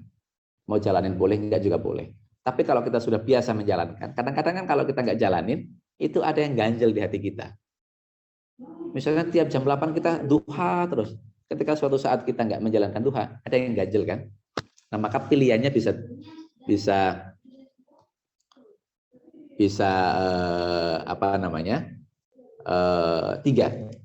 Bisa ditinggalin atau dijalankan. Bisa juga dijalankan tetapi dengan cara diqadha, misalnya perjalanannya melewati duhur ya. Habis duhur nyampe ke tempat yang dituju, lalu kita qadha, itu bisa. Atau kalau kita tidak ingin qadha, bisa saja dijalankan di kendaraan, tetapi tentu dengan kondisi yang sebisanya, jangan dipaksakan misalnya ya. Misalnya naik katakanlah kereta dari Jakarta ke Surabaya, itu kan ya mungkin 7 jam lebih misalnya ya. Kalau kita harus sholat duha turun dulu kan nggak mungkin dalam perjalanan. Tapi kalaupun kita mau sholat, ikuti aja rute atau ritmenya pesawat itu. Ya, kalau dia menghadapnya ke timur, ya kita nggak usah maksakan menghadapnya ke barat. Jadi orang yang menghadap ke timur semua, kita sholat sunnah ke barat misalnya, ya jangan diikuti yang kayak gitu. Tetap aja ke timur sebisanya. Dan nggak usah, kayak beberapa kali saya lihat ada orang sholat di kereta tapi caranya cara normal. Ya, di kereta itu kan kondisinya kondisi dalam perjalanan kita nggak normal kan. Maka lakukanlah kondisi yang sebisanya dengan duduk misalnya. Kalau wudhu kan di kereta banyak ya. Bahkan kalau di pesawat itu saya pernah ya, pesawat dari Cengkareng ke Madinah, itu ada pesawat misalnya Emirates itu ya. Itu di belakang ada musolanya. Di belakang ada musolanya. Itu bisa untuk 5 orang. Itu bisa kalau ada musolanya, bisa musola. Tapi kalau nggak ada musolanya, ya sholat aja di tempat duduk. sebisanya, pakai isyarat. Ya misalnya Allahu Akbar. Lalu kalau rukuk ya kita cukup menunduk ya. Rukuknya menunduk misalnya. Kemudian kalau sujud menunduk lagi tapi lebih rendah ketimbang rukuknya. Itu menandakan sujud. Nggak usah berdiri. Kalau berdiri nanti pesawatnya goyang, dia akan goyang dan dia akan mengganggu orang lewat. Itu nggak boleh. Saya lihat beberapa orang ada sholat di kereta. Keretanya penuh, sholatnya di tengah-tengah jalan. Ini nggak boleh ganggu orang. Dia niat sholatnya bagus, istiqomahnya bagus, tetapi karena tidak menggunakan pengetahuan yang memadai, akhirnya sholatnya di tengah kereta antara kursi dengan kursi, itu mengganggu orang. Maka itu boleh Pak dilakukan, silakan aja. Dan itu menunjukkan bahwa istiqomah sholat sunnahnya luar biasa. Sampai-sampai walaupun sunnah di kendaraan pun dijalankan, itu nggak ada masalah, ya. Tapi nggak usah memaksakan juga. Toh namanya sholat sunnah itu bisa dilakukan atau juga boleh tidak dilakukan, ya. Ini saya ada yang menarik tadi Pak di chat ini. Tadi kan saya menyebutkan ada 2 jumlah ayat ya. Ini nggak apa-apa kita nambahin sedikit mudah-mudahan ya. Ada 2 jumlah ayat yang seringkali populer. Ada yang 6666, ada yang 6236. Nah, saya menghitung yang dari Abdul Qadir Sumabrata ya, riwayat Hafiz itu yang tadi ujungnya dal. Tapi tadi ada yang menyebutkan yang 666 juga kalau dihitung katanya ujungnya juga 8. Nah, nanti coba kita hitung. Kalau memang ujungnya 8 berarti sama tuh ketemunya. Dal juga, darah juga karena intinya Quran adalah darah manusia ya. Bisa juga nanti saya coba hitung juga ya. Terima kasih banyak, ini masukan nih buat kita semuanya ya. Kemudian ada manfaatnya. Sekian barangkali Pak. Terima kasih banyak. Alhamdulillah Ustaz. Baik Bapak Ibu sekalian, kita akhiri saja kajian pagi hari ini, luar biasa sekali sampai 1,5 jam. Tidak kerasa ya insyaallah. Baik Ustaz, bisa ditutup dengan memimpin doa Ustaz. Baik, bismillahirrahmanirrahim. Alhamdulillahirabbil alamin. Hamdan yu'affi ni'amahu wa yukafi mazidah. Ya Rabbana lakal hamdu kama yanbaghi li jalali wajhil karim wa sultanik. Allahumma sholli wa sallim ala sayyidina Muhammadin salatan tunjina biha min jamil ahwali wal afat wa taqdirana biha jami'al hajat wa tahhiruna biha min jami'is sayyi'at wa tarfa'una biha indaka ala darajat wa tuballighuna biha asal ghayat min jamil khairati fil hayati wa ba'dal mamat. Allahumma inna nas'aluka mujibati rahmatika wa azaima maghfiratika wa salamata min kulli ithmin wal ghanimata min kulli birrin wal fawza bil jannah wan najah minan nar wa afa indal hisab. Rabbana la tuzigh qulubana ba'da idh hadaitana wa hab lana min ladunka rahmah innaka antal wahhab. Rabbana la tuzigh qulubana ba'da idh hadaitana wa hab lana min ladunka rahmah innaka antal wahhab. Rabbana la tuzigh qulubana ba'da idh hadaitana wa hab lana min ladunka rahmah innaka antal wahhab. Rabbana atina fid dunya hasanah wa fil akhirati hasanah wa qina adzabannar. Wa sallallahu ala sayyidina Muhammad wa ali Muhammad walhamdulillahi rabbil alamin. Al-Fatihah. Bismillahirrahmanirrahim. Alhamdulillahirabbil alamin arrahmanir rahim maliki yaumiddin. Iyyaka na'budu wa iyyaka nasta'in ihdinas siratal mustaqim siratal ladzina an'amta 'alaihim ghairil maghdubi 'alaihim waladdallin. Sekian, kurang lebihnya mohon maaf, mudah-mudahan ada manfaatnya. Assalamualaikum warahmatullahi wabarakatuh. Waalaikumsalam warahmatullahi wabarakatuh. Terima kasih Ustaz atas tausiahnya. Semoga Ustaz selalu diberi kesehatan dan alhamdulillah Allah Subhanahu wa taala. Baik Bapak Ibu sekalian, jemaah pejuang subuh Masjid Pondok Indah yang kami hormati, kita akhiri bersama-sama dengan membaca hamdalah bersama-sama dan semoga kita selalu diberi istiqomah, dikarunia Allah istiqomah menjalankan amal ibadah kita. Kita tutup dengan hamdalah bersama-sama dan doa penutup majelis. Alhamdulillahirabbil alamin. Subhanakallahumma wa bihamdika asyhadu an la ilaha illa anta astaghfiruka wa atubu ilaik. Kurang lebihnya mohon dimaafkan. Wassalamualaikum warahmatullahi wabarakatuh. Assalamualaikum warahmatullahi wabarakatuh. Wabarakatuh. Terima kasih Ustaz.